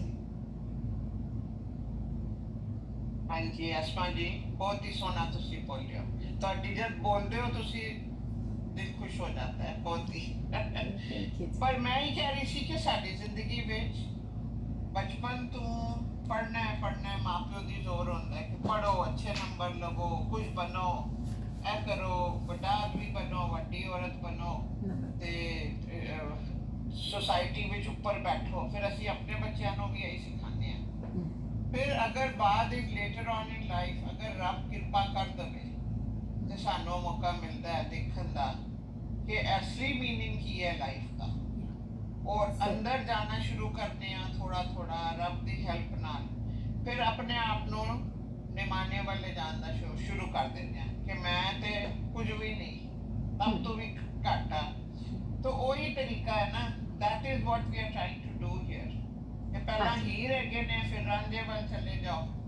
ਤੇ ਅਗਰ ਤੁਸੀਂ ਫੋਰਚੂਨੇਟ ਹੈਗੇ ਹੋ ਤੇ ਤੁਹਾਡਾ ਕੰਮ ਠੀਕ ਹੈ ਔਰ ਰੱਬ ਤੁਹਾਡੇ ਉੱਤੇ ਕਿਰਪਾ ਕਰ ਦੇਵੇ ਤਾਂ ਤੁਸੀਂ ਕਿਸੇ ਥਾਂ ਪਹੁੰਚ ਸਕਦੇ ਹੋ। ਫਿਰ ਤੁਹਾਨੂੰ ਸਭ ਦੁਨੀਆ ਇੱਕੋ ਜਿਹੀ ਲੱਗਦੀ ਹੈ ਨਾ। ਹਾਂਜੀ ਇਹੀ ਹੈ ਨਾ, ਹਾਂਜੀ ਹਾਂਜੀ ਬਿਲਕੁਲ ਬਿਲਕੁਲ ਤੁਸੀਂ ਸਹੀ ਕਹਿ ਰਹੇ ਹੋ, ਕਿਉਂਕਿ ਸਾਡੀ ਬੁਨਿਆਦ ਹੀ ਗਲਤ ਰੱਖੀ ਜਾਂਦੀ ਹੈ ਨਾ। ਸਾਨੂੰ ਪਹਿਲੇ ਨਾਂ ਦਿੱਤਾ ਜਾਂਦਾ ਹੈ, ਫਿਰ ਉਸ ਨਾਂ ਦੇ ਨਾਲ ਪਛਾਣ ਦਿੱਤੀ ਜਾਂਦੀ ਹੈ, ਫਿਰ ਸਾਨੂੰ ਖਿਡੌਣੇ ਦਿੱਤੇ ਜਾਂਦੇ ਨੇ, ਫਿਰ ਸਾਨੂੰ ਉਹਨਾਂ ਦੀ ਪੋਜੈਸ਼ਨ ਸਿਖਾਈ ਜਾਂਦੀ ਹੈ, ਫਿਰ ਸਾਨੂੰ ਦੋਸਤੀਆਂ ਕਰਨੀਆਂ, ਫਿਰ ਸਾਨੂੰ ਆਪਣੇ ਆਪ ਨੂੰ ਐਕਸਪੈਂਡ ਕਰਨਾ। ਇਹੀ ਤਾਂ ਸਿਸਟਮ ਦੀ ਖਰਾਬੀ ਹੈ, ਕਿਉਂਕਿ ਸਿਸਟਮ ਸਾਨੂੰ ਰੋਬੋਟ ਬਣਾ ਰਿਹਾ। ਇਨਸਾਨ ਰੋਬੋਟ ਨਹੀਂ ਹੈ। ਜੰਗਲ ਦੇ ਵਿੱਚ ਤੁਸੀਂ ਦੇਖੋ ਕਿ ਰੁੱਖ ਕਿਵੇਂ ਕਿਵੇਂ ਖਿਲ ਰਹੇ ਹੋਏ ਨੇ, ਕਿਵੇਂ ਕਿਵੇਂ ਵਧੇ ਹੋਏ ਨੇ। ਇਹ ਨਹੀਂ ਕਿ ਉਹਨਾਂ ਦਾ ਸੌਣ ਕੋਈ ਨਹੀਂ ਹੈ, ਉਹ ਆਪਣੀ ਜਗ੍ਹਾ 'ਤੇ ਸੋਹਣਾ ਹੈ। ਪਰ ਜਿਹੜੇ ਅਸੀਂ ਆਪਣੇ ਬਾਗ, ਆਪਣੇ ਲੌਨ ਚਲਾਉਂਦੇ ਹਾਂ, ਅਸੀਂ ਕੱਟ ਵੱਢ ਕੇ ਆਪਣੇ ਅਕੋਰਡਿੰਗ ਕਰ ਲੈਂਦੇ ਹਾਂ। ਸੋ ਅਸੀਂ ਵੀ ਇਸ ਜਹਾਨ ਦੇ ਵਿੱਚ ਬੂਟੇ ਆ ਨਿੱਕੇ ਨਿੱਕੇ, ਜਿਨ੍ਹਾਂ ਨੂੰ ਸਿਸਟਮ ਕੱਟ ਵੱਢ ਪਿਆ ਕਰਦਾ ਹੈ। ਕਟਿੰਗ ਜ਼ਰੂਰੀ ਹੈ, ਝੜਨਾ ਵੀ ਜ਼ਰੂਰੀ ਹੈ ਹਰ ਵਰੇ, ਔਰ ਫਿਰ ਨਵੇਂ ਪੱਤਰ ਕੱਢਣਾ ਵੀ ਜ਼ਰੂਰੀ ਹੈ। ਪਰ ਅਸੀਂ ਇਹ ਕਹਿੰਦੇ ਹਾਂ ਕਿ ਸਾਡੇ ਮਾਂ-ਬਾਪ ਸਾਨੂੰ ਉਹ ਵਾਲੇ ਬੂਟੇ ਬਣਾਉਣਾ ਚਾਹੁੰਦੇ ਨੇ ਜਿਹੜੇ ਝੜਨ ਨਾ, ਤੇ ਕਟਿੰਗ ਕਰਕੇ, ਟ੍ਰਿਮਿੰਗ ਕਰਕੇ ਅਸੀਂ ਉਹਨਾਂ ਨੂੰ ਐਕੂਰੇਟ ਡੈਕੋਰੇਸ਼ਨ 'ਚ ਰੱਖੀਏ। ਇਹ ਸਾਡਾ ਇਖਤਲਾਫ ਰਿਹਾ ਹੈ ਹਮੇਸ਼ਾ, ਔਰ ਇਹਦੇ ਬਾਰੇ ਬਹੁਤ ਡਿਸਕਸ਼ਨਸ ਵੀ ਹੁੰਦੀਆਂ ਨੇ ਕਿ ਇਹਦਾ ਹੱਲ ਕੀ ਹੈ। ਇਹਦਾ ਹੱਲ ਹੈ ਵੇ ਕਿ ਸਾਨੂੰ ਸਮਝ ਆ ਗਈ ਕਿ ਸਾਡੇ ਨਾਲ ਗਲਤ ਹੋਇਆ। ਸਾਨੂੰ ਇਹ ਬੜੀ ਵੱਡੀ ਸਮਝ ਹੈ ਇਸ਼ਤਾ ਜੀ ਜਿਹੜੀ ਤੁਸੀਂ ਕਰ ਰਹੇ ਹੋ ਕਿ ਸਾਨੂੰ ਗਲਤ ਪੜ੍ਹਾਇਆ ਜਾਂਦਾ ਹੈ, ਸਾਨੂੰ ਕੁਝ ਹੋਰ ਹੀ ਸਮਝਾਇਆ ਜਾਂਦਾ ਹੈ, ਫਿਰ ਮੁੜ ਕੇ ਅਸੀਂ ਲੱਭਣ ਟੁਰਨੇ ਹਾਂ। ਸਾਡਾ ਬੱਚਾ ਹੈ ਜਿਹੜਾ ਉਹ ਸ਼ੁਰੂ ਤੋਂ ਪੜ੍ਹਾਈ ਦੇ ਵਿੱਚ ਨਹੀਂ ਹੈ। ਉਹਨੂੰ ਜਦੋਂ ਪਲੇ ਗਰੁੱਪ 'ਚ ਪਾਇਆ ਤੇ ਉਹਨੇ ਪੁੱਛਿਆ ਕਿ, ਮੈਂ ਕਿਹਾ ਪਲੇ ਗਰੁੱਪ ਨਾ ਇਹਦਾ ਮਤਲਬ ਹੁੰਦਾ ਹੈ ਖੇਡਣਾ। ਘਰ ਦੇ ਵਿੱਚ ਤੇ ਫਿਰ ਮਾਂ ਵੱਡੀ ਹੈ, ਮਾਂ ਨਾਲ ਤੇ ਤੁਸੀਂ ਉਵੇਂ ਨਹੀਂ ਖੇਡ ਸਕਦੇ, ਫਿਰ ਤੁਸੀਂ ਆਪਣੇ ਏਜ ਗਰੁੱਪ ਨਾਲ ਖੇਡੋਗੇ। ਪਲੇ ਗਰੁੱਪ ਸਕੂਲ ਖੇਡਣ ਲਈ ਹੈ।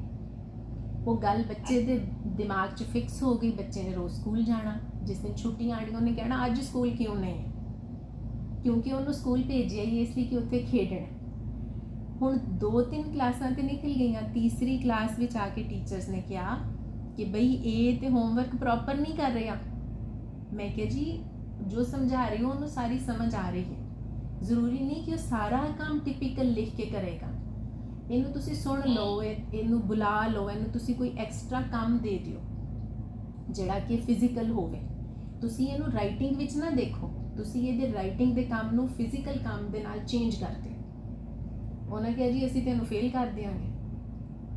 ਸੋ ਬੱਚੇ ਲਈ ਬੜਾ ਪ੍ਰੋਬਲਮ, ਬੱਚੇ ਨੇ ਘਰ ਆ ਕੇ ਰੋ ਰੋ ਕੇ ਬੁਰਾ ਹਾਲ ਕਰ ਲੈਣੇ ਕਿ ਮੈਨੂੰ ਫੇਲ ਕਰਨਗੇ, ਮੈਂ ਇਹਨਾਂ ਸਾਰਿਆਂ ਨੂੰ ਫੇਲ ਕਰ ਦਿਆਂਗਾ। ਕਿਉਂਕਿ ਉਹ ਖੇਡ ਵਿੱਚ ਸੀ ਅਜੇ, ਉਹਨੂੰ ਪਤਾ ਸੀ ਕਿ ਮੈਂ ਇਹ ਕਰ ਸਕਣਾ। ਹੁਣ ਉਹ ਜਿਹੜੀ ਉਹਦੀ ਕਰ ਸਕਣ ਦੀ ਐਬਿਲਿਟੀ ਹੈ ਪੂਰੀ ਨੇਚਰ ਦੇ ਵਿੱਚ ਰਹਿ ਕੇ, ਉਹ ਹੁਣ ਅਸੀਂ ਟ੍ਰੇਨ ਕਰਨੀ ਸ਼ੁਰੂ ਕੀਤੀ। ਉਹਨੂੰ ਸਮਝਾਇਆ, ਨਹੀਂ ਪੁੱਤ ਥੋੜ੍ਹੇ ਦਿਨ ਪੜ੍ਹ ਲੈ, ਤੂੰ ਦੋ ਵੀਕ ਪੜ੍ਹ ਲੈ, ਜੋ ਜੋ ਕਹਿੰਦੀ ਉਹ ਲਿਖ ਕੇ ਜਮ੍ਹਾਂ ਕਰਾ ਦੀ, ਅਸੀਂ ਅਗਲੀ ਕਲਾਸ ਚਲੇ ਜਾਈਏ। ਉਹਨੇ ਕਿਹਾ ਠੀਕ ਹੈ, ਬੱਚਾ ਮੰਨ ਗਿਆ। ਅਸੀਂ 4 5 6 ਕਲਾਸਾਂ ਤੇ ਔਖੀਆਂ ਸੌਖੀਆਂ ਕੀਤੀਆਂ, ਲੇਕਿਨ ਹਰ ਕਲਾਸ ਦੇ ਵਿੱਚ ਪ੍ਰੋਬਲਮ ਇੱਕੋ ਆਇਆ ਕਿ ਸਿਸਟਮ ਕਹਿੰਦਾ ਏ ਅਸੀਂ ਤੈਨੂੰ ਕਹਿ ਰਹੇ ਹਾਂ ਤੂੰ 3 ਘੰਟੇ ਸੀਟ ਤੇ ਬੈਠਣਾ ਹੈ। ਉਹ ਬੱਚਾ 3 ਘੰਟੇ ਕੁਰਸੀ ਤੇ ਨਹੀਂ ਬੈਠ ਸਕਦਾ, ਉਹਦਾ ਆਪਣਾ ਪ੍ਰੋਬਲਮ ਹੈ। ਸੋ ਸਿਸਟਮ ਸਾਨੂੰ ਕੁਰਸੀ ਤੇ ਬਿਠਾਉਣ ਦੀ ਕੋਸ਼ਿਸ਼ ਕਰਦਾ। ਫਿਰ ਸਾਡੇ ਕੋਲ ਇੱਕੋ ਹੱਲ ਸੀ, ਅਸੀਂ ਉਹਨੂੰ ਉੱਥੋਂ ਚੁੱਕ ਕੇ ਪੁੱਟਿਆ ਤੇ ਅਸੀਂ ਉਹਨੂੰ ਇੱਥੇ ਲਿਆ ਕੇ ਗੱਡ ਦਿੱਤਾ ਦੂਸਰੇ ਦੇਸ਼ ਦੇ ਵਿੱਚ। ਕਿਉਂਕਿ ਇੱਥੇ ਐਜੂਕੇਸ਼ਨ ਸਿਸਟਮ ਥੋੜ੍ਹਾ ਡਿਫਰੈਂਟ ਹੈ। ਇੱਥੇ ਘੰਟਾ ਉਹ ਕਲਾਸ 'ਚ ਪੜ੍ਹਾ ਲੈਂਦੇ ਨੇ, ਅੱਧਾ ਘੰਟਾ ਬਾਹਰ ਖਿਡਾ ਲੈਂਦੇ ਨੇ, ਫਿਰ ਘੰਟਾ ਕਲਾਸ ਵਿੱਚ, ਫਿਰ ਉਹ ਡਿਸਕਸ ਕਰਦੇ ਨੇ ਬੱਚੇ ਨਾਲ, ਫਿਰ ਬੱਚੇ ਦਾ ਪ੍ਰੋਬਲਮ ਦੇਖਦੇ ਨੇ, ਫਿਰ ਉਹਨੂੰ ਉਹ ਰੀ ਅਟੈਂਪਟ ਦਾ ਟਾਈਮ ਦਿੰਦੇ ਨੇ। ਉਹ ਬੱਚਾ ਇੱਕ ਟੈਸਟ ਦੇ ਵਿੱਚ ਇੱਕ ਟੈਸਟ ਦੇ ਵਿੱਚ 4 ਨੰਬਰ ਲੈਂਦਾ, ਉਹੀ ਟੈਸਟ ਰੀ ਟੈਸਟ ਦੇ ਕੇ ਉਹਦੇ ਵਿੱਚ 38 ਮਾਰਕਸ ਲੈ ਲੈਂਦਾ 40 ਵਿੱਚ। ਸੋ ਪੁੱਟ ਕੇ ਲੱਗਣ ਹੈ ਜਿਹੜਾ, ਉਹ ਅਸੀਂ ਦੇਖਣਾ ਸਾਡੀ ਥਾਂ ਕਿਹੜੀ ਹੈ। ਅਸੀਂ ਪੁੱਟ ਕੇ ਉਸ ਥਾਂ ਤੇ ਲੱਗਣਾ ਜਿਹੜੀ ਸਾਡੇ ਲੱਗਣ ਦੀ ਥਾਂ ਹੈ। ਸੋ ਅਸੀਂ ਇਹੀ ਕਰ ਸਕਦੇ ਸਾਂ ਕਿ ਜਿਹੜੇ ਬੱਚੇ ਦਾ ਕੰਟਰੋਲ ਸਾਡੇ ਕੋਲ ਹੈ ਵੇ, ਅਸੀਂ ਉਹਨੂੰ ਪੁੱਟ ਕੇ ਮੁੜ ਕੇ ਲਾ ਦਿੱਤਾ। ਹੁਣ ਉਹ ਪੜ੍ਹ ਰਹੇ, 8ਵੀਂ ਉਹਨੇ ਕਰ ਲਈ ਹੈ, ਹੁਣ 9ਵੀਂ ਗ੍ਰੇਡ ਵਿੱਚ ਆ ਜਾਏਗਾ। ਤੇ ਸਾਨੂੰ ਸਿਖਾਇਆ ਹੋਰ ਜਾਂਦਾ ਹੈ। ਇਹ ਗੱਲ ਤੁਹਾਡੀ ਬਿਲਕੁਲ ਠੀਕ ਹੈ। ਸੋ ਬੁੱਲੇ ਸ਼ਾਹ ਕਹਿੰਦੇ ਨੇ, ਮੈਂ ਪਾ ਪੜਿਆ ਤੂੰ ਨੱਸਦਾ ਹਾਂ, ਕਿ ਇਹ ਸਿਸਟਮ ਸਾਨੂੰ ਪਾ ਪੜ੍ਹਾਉਂਦਾ ਹੈ। ਪਾ ਹੈ 1/4, 1 ਕਿਲੋ ਦਾ ਚੌਥਾ ਹਿੱਸਾ, ਉਹ ਪਾ ਹੈ। ਕਹਿੰਦੇ ਅਸੀਂ ਪੂਰਾ ਤੇ ਪੜ੍ਹਦੇ ਨਹੀਂ ਆ, ਔਰ ਫਿਰ ਸਾਨੂੰ ਡਿਗਰੀ ਦੇ ਦਿੰਦੇ ਨੇ, ਫਿਰ ਸਾਨੂੰ ਦੱਸਦੇ ਨੇ ਤੁਸੀਂ ਪੜ੍ਹੇ ਲਿਖੇ ਹੋ। ਤੇ ਫਿਰ ਉਹ ਸਾਡੇ ਜੇ ਪੜ੍ਹੇ ਲਿਖੇ ਫਿਰ ਅੱਗੋਂ ਆ ਕੇ ਪ੍ਰੋਫੈਸਰੀਆਂ ਕਰਕੇ ਤੇ ਹੋਰਾਂ ਨੂੰ ਕਿਰਾਏ ਪਏ ਪਾਉਂਦੇ ਨੇ। ਪਹਿਲਾ ਤਰੀਕਾ ਹੋਰ ਸੀ ਪੜ੍ਹਾਉਣ ਦਾ। ਪਹਿਲੇ ਹੁੰਦਾ ਸੀ ਤੁਸੀਂ ਕਿਸੇ ਉਸਤਾਦ ਕੋਲ ਬੈਠੇ ਹੋ, ਕੀ ਹੈ ਜੀ, ਉਹ ਦਰਜੀ ਹੈ। ਅੱਛਾ ਦਰਜੀ ਹੈ, ਉਹਨੂੰ ਪੁੱਛੋ ਹਾਂਜੀ ਉਸਤਾਦ ਜੀ ਪੜ੍ਹਾਓ, ਉਹਨੇ ਨਾਲ ਕੋਈ ਅਲਫਾਬੈਟ ਪੜ੍ਹਾ ਦੇਣੀ ਹੈ, ਨਾਲ ਉਹਨੇ ਕਹਿਣਾ ਤੂੰ ਰੋਜ਼ ਨਾ ਸੂਈ 'ਚ ਧਾਗਾ ਪਾ ਕੇ ਕੱਢਣਾ, ਬਸ ਤੂੰ ਸੂਈ 'ਚ ਧਾਗਾ ਪਾਈ ਜਾਣਾ। ਨਹੀਂ ਤੇ ਉਹਨੂੰ ਕੱਪੜੇ ਦੇਣੇ ਨੇ, ਉਧੇੜੀ ਜਾ, ਜਾਂ ਸੂਈ 'ਚ ਧਾਗਾ ਪਾ ਜਾਂ ਕੱਪੜਾ ਉਧੇੜੀ ਜਾ। ਉਹ ਸਾਲ 2 3 4 5 ਉਹ ਸ਼ਾਗਿਰਦ ਉੱਥੇ ਹੀ ਬੈਠਾ।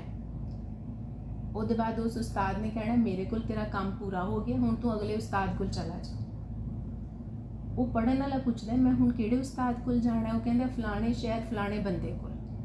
ਜਦੋਂ ਉਹ ਸ਼ਾਗਿਰਦ ਉੱਥੇ ਪਹੁੰਚਦਾ ਤਾਂ ਉਹਨੂੰ ਪਤਾ ਲੱਗਦਾ ਉਹ ਗੰਡੇਰੀਆਂ ਵੇਚਣ ਵਾਲਾ, ਉਹ ਕੋਈ ਰੇੜੀ ਲਾ ਕੇ ਤੇ ਕੋਈ ਸ਼ੈ ਵੇਚਣ ਵਾਲਾ। ਉਹਨੂੰ ਕਹਿੰਦਾ ਮੈਨੂੰ ਫਲਾਣੇ ਉਸਤਾਦ ਨੇ ਭੇਜਿਆ। ਉਹ ਉਸਤਾਦ ਕਹਿੰਦਾ ਹਾਂ ਠੀਕ ਹੈ, ਤੇ ਖਲੋ ਜਾ, ਆਵਾਜ਼ ਲਾਣੀ ਸ਼ੁਰੂ ਕਰਦਾ। ਹੁਣ ਉਹ ਆਵਾਜ਼ ਲਾਉਣ ਲੱਗ ਪੈਂਦਾ ਵੀ ਲੈ ਲਓ ਜੀ, ਆ ਜਾਓ ਜੀ, ਖਰੀਦ ਲਓ।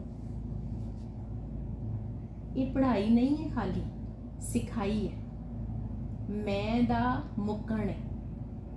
ਤੁਸੀਂ ਹੁਣ ਬੱਚੇ ਨੂੰ ਕਹੋ ਨਾ ਕਿ ਤੂੰ ਇਹ ਨਹੀਂ ਤੇ ਇਹ ਕਰਨਾ, ਤੇ ਉਹ ਕਹਿੰਦਾ ਕਿਉਂ? ਸਿਸਟਮ ਨੇ ਆਰਗਿਊ ਕਰਨਾ ਤੇ ਸਿਖਾਇਆ, ਪਰ ਸਿਸਟਮ ਨੇ ਉਸ ਆਰਗਿਊ ਦੇ ਪਿੱਛੇ ਮੈਂ ਰੱਖੀ ਹੈ। ਆਰਗਿਊ ਹੋਣਾ ਚਾਹੀਦਾ, ਸਵਾਲ ਹੋਣਾ ਚਾਹੀਦਾ। ਬੁੱਲੇ ਸ਼ਾਹ ਵੀ ਸਵਾਲ ਕਰ ਰਹੇ ਨੇ, ਕੀ ਜਾਣਾ ਮੈਂ ਕੋਈ ਵੇੜਿਆ। ਸਵਾਲ ਹਰ ਵੇਲੇ ਹੋਣਾ ਚਾਹੀਦਾ, ਲੇਕਿਨ ਸਵਾਲ ਦੇ ਵਿੱਚ ਨਿਮਰਤਾ ਹੋਣੀ ਚਾਹੀਦੀ ਹੈ, ਸਵਾਲ ਦੇ ਵਿੱਚ ਈਗੋ ਨਹੀਂ ਹੋਣੀ ਚਾਹੀਦੀ। ਹੁਣ ਅਸੀਂ ਬੱਚੇ ਨੂੰ ਰੋਬੋਟ ਬਣਾ ਦਿੱਤਾ। ਉਹ ਰੋਬੋਟ ਬਣ ਕੇ ਜਿਹੜਾ ਬੱਚਾ ਕੰਮ ਕਰੇ, ਔਰ ਜਿੰਨਾ ਵਧੀਆ ਰੋਬੋਟ ਹੈ ਓਨਾ ਉਹ ਕਾਮਯਾਬ ਹੈ, ਤੇ ਜਿਹੜਾ ਰੋਬੋਟ ਨਹੀਂ ਹੈ ਉਹ ਇਸ ਸੋਸਾਇਟੀ 'ਚ ਫੇਲ ਹੈ। ਤੁਸੀਂ ਸਾਰੇ ਫੇਲੀਅਰ ਇੱਥੇ ਬੈਠੇ ਹਾਂ। ਸਾਨੂੰ ਕਿਸੇ ਨੂੰ ਆਪਣੇ ਆਪ ਨੂੰ ਦੱਸਣ ਦੀ ਲੋੜ ਨਹੀਂ ਹੈ। ਜੇ ਅਸੀਂ ਕਾਮਯਾਬ ਹੁੰਦੇ ਤੇ ਅਸੀਂ ਇੱਥੇ ਨਾ ਬੈਠੇ ਹੁੰਦੇ ਸਾਰੇ। ਕਿਸੇ ਨਾ ਕਿਸੇ ਜਗ੍ਹਾ ਤੇ ਅਸੀਂ ਸਾਰੇ ਫੇਲ ਹਾਂ, ਭਾਵੇਂ ਘਰ ਵਿੱਚ ਆ, ਭਾਵੇਂ ਬਾਹਰ ਆ, ਭਾਵੇਂ ਜੌਬ ਵਿੱਚ ਆ, ਕਿਧਰੇ ਨਾ ਕਿਧਰੇ ਸਾਡੇ ਸਭ ਦੇ ਅੰਦਰ ਫੇਲੀਅਰ ਹੈ ਤੇ ਅਸੀਂ ਇਕੱਠੇ ਹੋਏ ਹਾਂ। ਉਹ ਘਾਟ ਹੈ ਕਿ ਸਿਸਟਮ ਨੇ ਸਾਨੂੰ ਰਿਜੈਕਟ ਕੀਤਾ। ਜਦੋਂ ਠੁੱਡਾ ਪੈਂਦਾ ਨਾ ਤੇ ਉਹ ਠੁੱਡੇ ਪਏ ਹੋਏ ਇੱਕ ਜਗ੍ਹਾ ਤੇ ਇਕੱਠੇ ਹੋ ਜਾਂਦੇ ਨੇ ਰੋੜੇ ਸਾਰੇ। ਉਹ ਤੇ ਕੋਈ ਗੱਲ ਨਹੀਂ, ਠੁੱਡਾ ਰਾਂਝੇ ਨੂੰ ਵੀ ਪਿਆ ਸੀ ਨਾ, ਠੀਕ ਹੈ। ਤੇ ਉਹ ਇਸ਼ਕ ਵਿੱਚ ਆ ਗਿਆ, ਅਸੀਂ ਵੀ ਸਾਰੇ ਠੁੱਡੇ ਖਾ ਕੇ ਇਕੱਠੇ ਹੋਏ ਆ। ਥੋੜਾ ਵੇਲਾ ਹੀ ਸਹੀ, ਇਸ਼ਕ ਵਿੱਚ ਤੇ ਕੱਢਨੇ ਆ ਨਾ, ਪਰ ਕੋਈ ਚੰਗਾ ਨਹੀਂ ਤੇ ਕਰਦੇ ਅਸੀਂ, ਤੇ ਕਿਸੇ ਦਾ ਮਾੜਾ ਵੀ ਨਹੀਂ ਕਰ ਰਹੇ, ਇਹ ਵੀ ਇਸ਼ਕ ਹੀ ਹੈ। ਥੈਂਕ ਯੂ ਸ਼ੁਕਰੀਆ ਥੈਂਕ ਜੀ, ਯੂ ਸ਼ੁਕਰੀਆ ਥੈਂਕ ਯੂ ਜੀ। ਹੋਰ ਕੋਈ ਜੀ, ਕੋਈ ਸਵਾਲ, ਕੋਈ ਕੁਐਸਚਨ, ਕੋਈ ਕਮੈਂਟ ਜੀ? ਸਰਜੀਤ ਜੀ ਤੁਸੀਂ ਪਲੀਜ਼ ਕਰ ਲਓ ਹੁਣ, ਕਿਸ ਨਾਲ ਸ਼ੁਰੂ ਕਰਨੀ ਗੱਲ, ਐਂਡ ਕਰਨੀ। ਸਾਡੇ ਕੋਲ ਤਾਂ ਸ਼ੁਰੂ ਤੇ ਅਖੀਰ ਹੈ ਹੀ ਨਹੀਂ।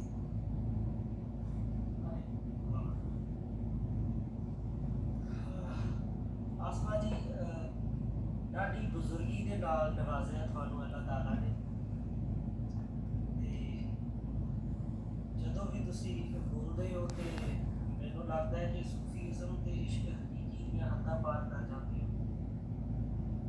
ਤੇ ਬਾਕਮਾਲ ਹੈ ਤੁਹਾਡੀ ਸੰਗਤ, ਤੁਹਾਡੇ ਨਾਲ ਜੁੜ ਕੇ ਅਸੀਂ ਜੀਵਨ ਦੇ ਨਵੇਂ ਅਨੁਭਵ ਸਿੱਖ ਰਹੇ ਹਾਂ। ਮੈਨੂੰ ਅੱਜ ਤੱਕ ਇੱਕ ਗੱਲ ਨਹੀਂ ਸੀ ਸਮਝ ਆਈ, ਇੰਡੀਆ ਦੇ ਵਿੱਚ ਪੰਜਾਬ ਅਨੰਦਪੁਰ ਸਾਹਿਬ 8ਵਾਂ ਅਜੂਬਾ ਤਿਆਰ ਕੀਤਾ ਗਿਆ ਤੇ ਉਹਦਾ ਨਾਮ ਦਿੱਤਾ ਗਿਆ ਵਿਰਾਸਤ ਏ ਖਾਲਸਾ।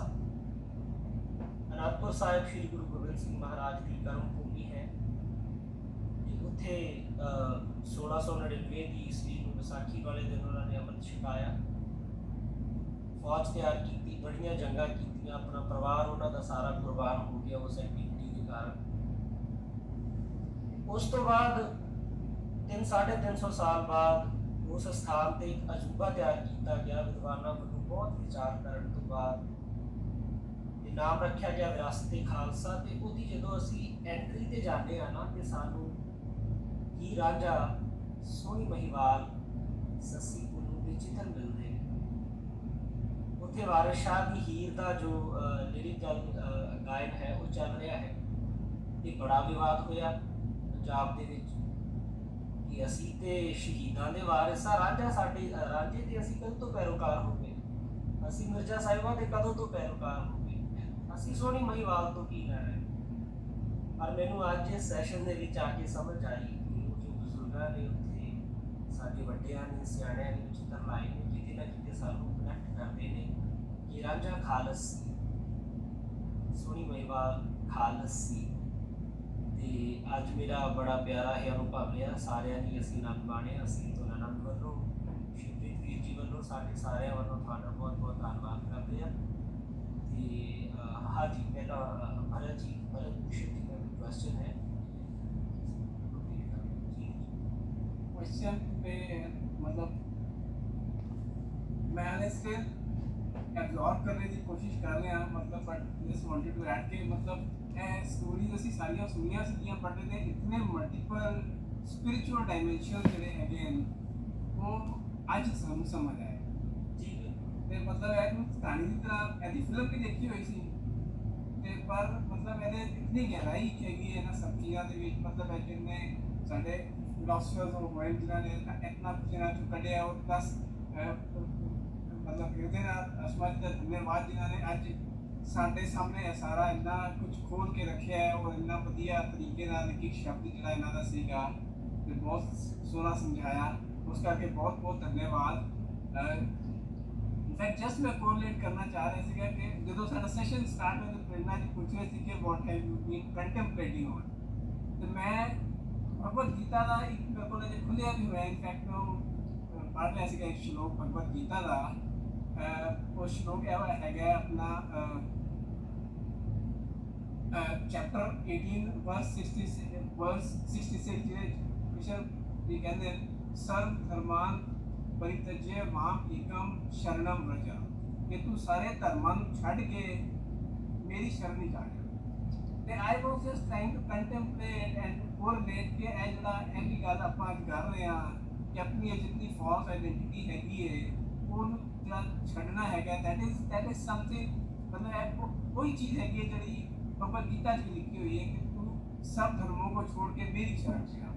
तो सब धर्म की है ते मेरी शरण की है वो ਇਹਦੇ ਨਾਲ ਬਿਲਕੁਲ ਟੈਲੀ ਹੋ ਗਈ ਜਿੰਨਾ ਅਸੀਂ ਆਪਣਾ ਡਿਸਕਸ਼ਨ ਕੀਤਾ। ਠੀਕ ਹੈ, ਇਟ ਵਾਸ ਸੋ ਸੱਚ ਅ ਨਾਈਸ ਕੋਰਿਲੇਸ਼ਨ ਕਿ ਇੱਥੇ ਵੀ ਸਾਡੀ ਇਹ ਗੱਲ ਹੋਈ ਤੇ ਥਰੂ ਆਊਟ ਦ ਡੇ ਆਈ ਸੋਚ ਵੀ ਰਿਹਾ ਸੀ ਸੋਚ ਪਰ ਬਹੁਤ ਥੈਂक्स अ लॉट थैंक यू जी बहुत शुक्रिया धन्यवाद बहुत शुक्रिया भरत जी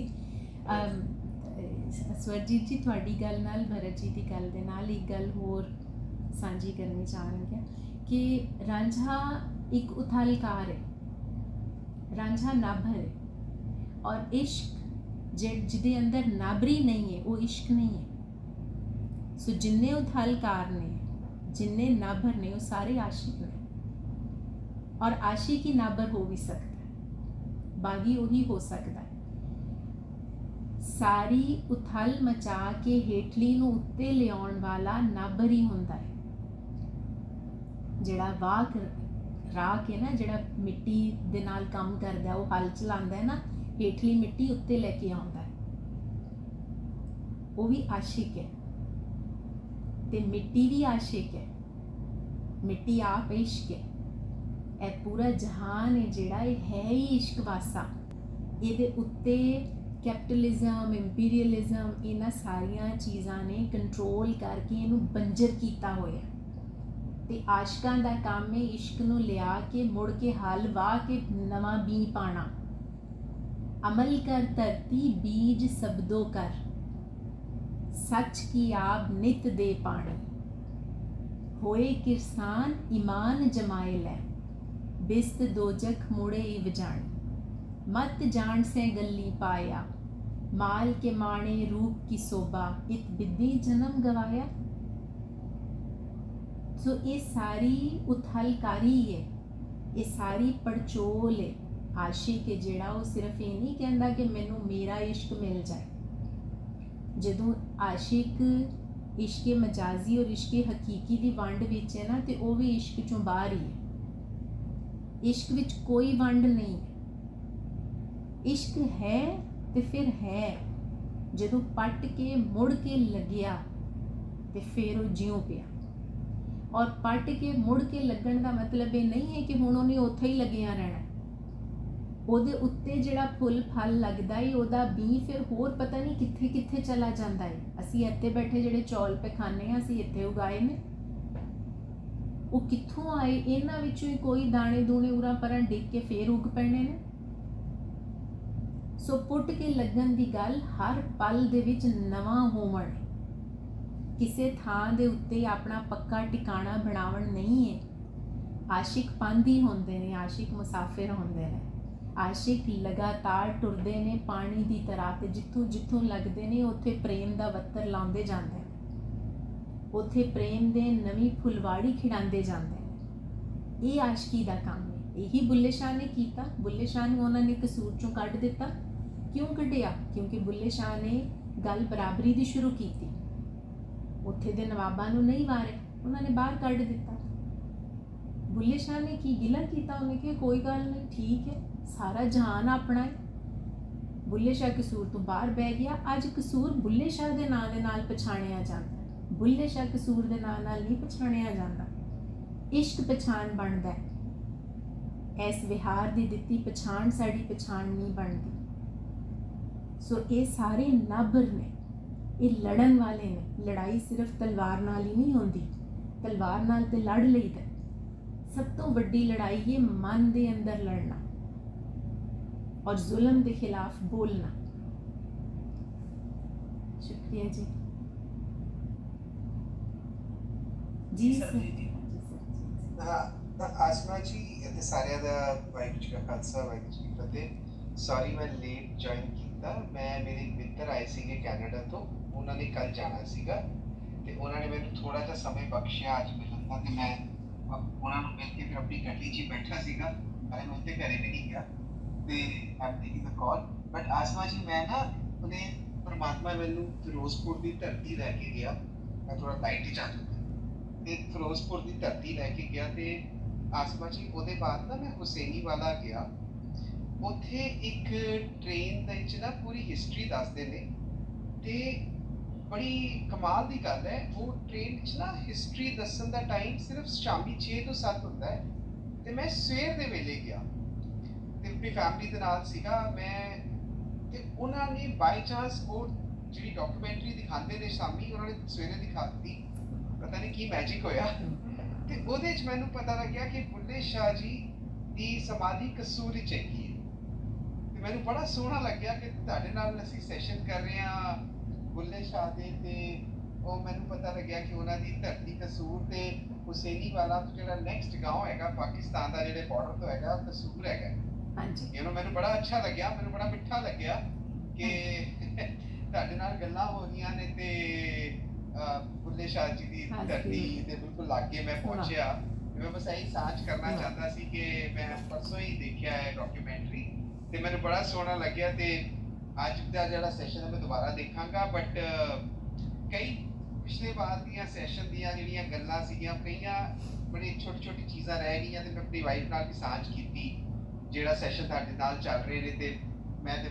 ਮਿਹਰਬਾਨੀ ਤੁਹਾਨੂੰ ਕਹਿਣਾ ਚਾਹਾਂਗਾ ਤੇ ਬਾਕੀ ਖਵਾ ਕੁਛ ਉਹਦਾ sorry for being late because of the friend ਤੇ ਮੈਂ ਉਹਨੂੰ ਦੇਖਾਂਗਾ ਬਸ ਮੈਂ ਇਹ ਕਹਿਣਾ ਚਾਹੁੰਦਾ ਸੀ ਥੈਂਕ ਯੂ ਸਰਜੀਤ ਜੀ ਨੀਰੂ ਜੀ ਕੋਈ ਕੁਐਸਚਨ ਹੈ ਤੁਹਾਡਾ